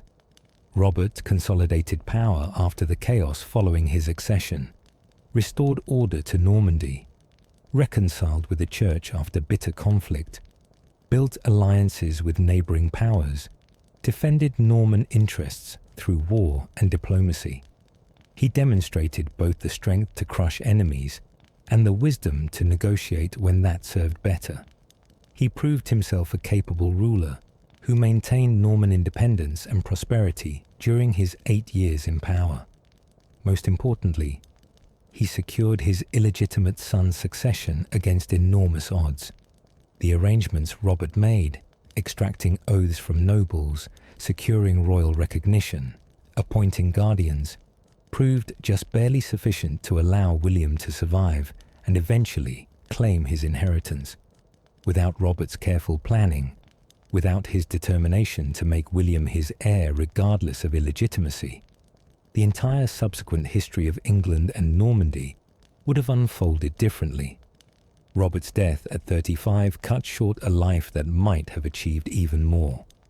What would he have accomplished if he had survived his pilgrimage and returned to Normandy? Would he have helped William through the dangerous years of his minority, preventing some of the chaos that engulfed the duchy after Robert's death? Would he have launched another attempt to restore his English cousins to their throne, perhaps succeeding where his earlier effort had failed? Would he have expanded Norman power in other directions, making the duchy even more formidable? We cannot know what might have been. What we know is what was. Robert lived 35 years, ruled Normandy for 8, fathered a son who conquered England, made a pilgrimage to Jerusalem, and died in a foreign land far from home. His body rests in an unknown grave. His memory survives in chronicles and histories. His blood flows through royal lines across Europe. His choices and actions, for good and ill, shaped the course of medieval history in ways he could never have imagined. As the centuries passed after Robert's death, his story took on legendary qualities. The tale of how he met Herleva grew more elaborate and romantic. The suspicions about his brother's death solidified into assumption of guilt in some accounts, were dismissed as baseless rumors in others. His pilgrimage became a parable about redemption and piety. His nicknames, the Devil and the Magnificent, turned into shorthand for his complex, contradictory character. Medieval romance writers eventually created a fictional Robert the Devil, who bore little resemblance to the historical Duke. In these stories, Robert was literally the son of the devil, born after his mother made a pact with Satan. He committed terrible crimes and sins before eventually repenting and becoming a holy hermit. This fictional Robert conflated the historical Duke with older folklore and literary traditions, creating a legend that overshadowed the reality. But the real Robert, the historical Duke rather than the literary creation, remains a fascinating figure worthy of study and remembrance. He lived in one of the most dynamic periods of European history, when the descendants of Viking raiders were transforming into French-speaking Christian nobles, when feudalism was developing its mature forms, when the relationship between secular and ecclesiastical authority was being contested and defined. Robert navigated these turbulent waters with a mixture of ruthlessness and wisdom, violence and piety, ambition and genuine religious devotion. He made choices that we might judge harshly, perhaps murdering his brother, certainly defying the church for a time, using violence to achieve his goals. But he also made choices that we might admire, acknowledging and providing for his illegitimate son, reconciling with the church, undertaking a dangerous pilgrimage, demonstrating consistent generosity toward the poor and toward religious institutions. Medieval people were not so different from us, despite the centuries that separate us. They experienced the same fundamental human emotions: love and hate, ambition and contentment, fear and courage, guilt and pride. They faced the same existential questions about meaning and purpose, sin and redemption, mortality, and what lies beyond death. Robert's story resonates across the centuries because it is fundamentally human. The story of a man who sought power and achieved it, who committed sins and sought forgiveness, who loved his child and tried to secure his future, who died far from home having accomplished some of his goals, but leaving others unfulfilled. The duchy Robert left behind would survive the chaos following his death. William would grow to manhood, would secure Normandy through force and capability, would eventually conquer England and unite two realms under his rule. The Norman dynasty Robert established would rule England for generations. Norman influence would shape English language, law, culture, and institutions permanently. All of this traces back, in some measure, to the complex, contradictory man who ruled Normandy from 1027 to 1035 and died on pilgrimage in 1035. And so we come to the end of our journey through Robert's life, dear listener. We have walked with him from his birth in the year 1000 to his death far from home in 1035. We have seen him as a child growing up in his father's court, as a young man rebelling against his brother, as a duke consolidating power through force and diplomacy, as a lover taking a mistress of common birth, as a father devoted to his illegitimate son, as a pilgrim seeking redemption in the Holy Land. We have seen Robert the Devil, ruthless and violent, possibly a murderer, certainly willing to do whatever was necessary to achieve his goals. We have also seen Robert the Magnificent, generous and pious, a patron of the church, a pilgrim willing to risk everything for spiritual renewal. Both were real, both were true. The contradictions were not flaws, but reflections of the complex reality of medieval life and of human nature itself. As you drift towards sleep tonight, let Robert's story carry you gently into dreams. Imagine him as a child playing in Norman castles, learning to ride and fight. Imagine him as a young man, ambitious and proud, reaching for power. Imagine him meeting Herleva, that bold young woman who insisted on entering through the front gate. Imagine him holding baby William, this illegitimate child he loved enough to make his heir despite all obstacles. Imagine Robert walking the streets of Jerusalem, fulfilling his pilgrimage, praying at the holiest sites in Christendom. Imagine him dying in Nicaea, far from home but at peace, having sought and perhaps found the redemption he craved. Imagine his son William, years later, growing from vulnerable child to powerful conqueror, fulfilling the destiny that Robert's choices made possible. Rest peacefully, dear listener, knowing that a history is made by human beings like us, flawed, complex, capable of both good and evil, struggling with the same questions of meaning and purpose that we still face today. Robert's story, 9 centuries old, remains relevant because it is fundamentally human. A tale of ambition and love, sin and redemption, power and piety. Sleep well, and may Robert's journey through medieval Normandy and to the Holy Land carry you gently into restful slumber. May you wake refreshed, ready for your own journey, perhaps inspired by Robert's example, to seek redemption for your own mistakes, to love your own children fiercely, to be generous when you can, and strong when you must. Good night, dear sleeper. May the Duke of Normandy, who became the father of a conqueror, the devil who sought to be magnificent, the pilgrim who died far from home but left a legacy that echoes still, may his story be the last thought that carries you into peaceful dreams. Rest well, and remember Robert, Duke of Normandy, who lived and loved and sinned and sought redemption and died far from home 9 centuries ago, but whose choices shaped the world we inherited. Sweet dreams.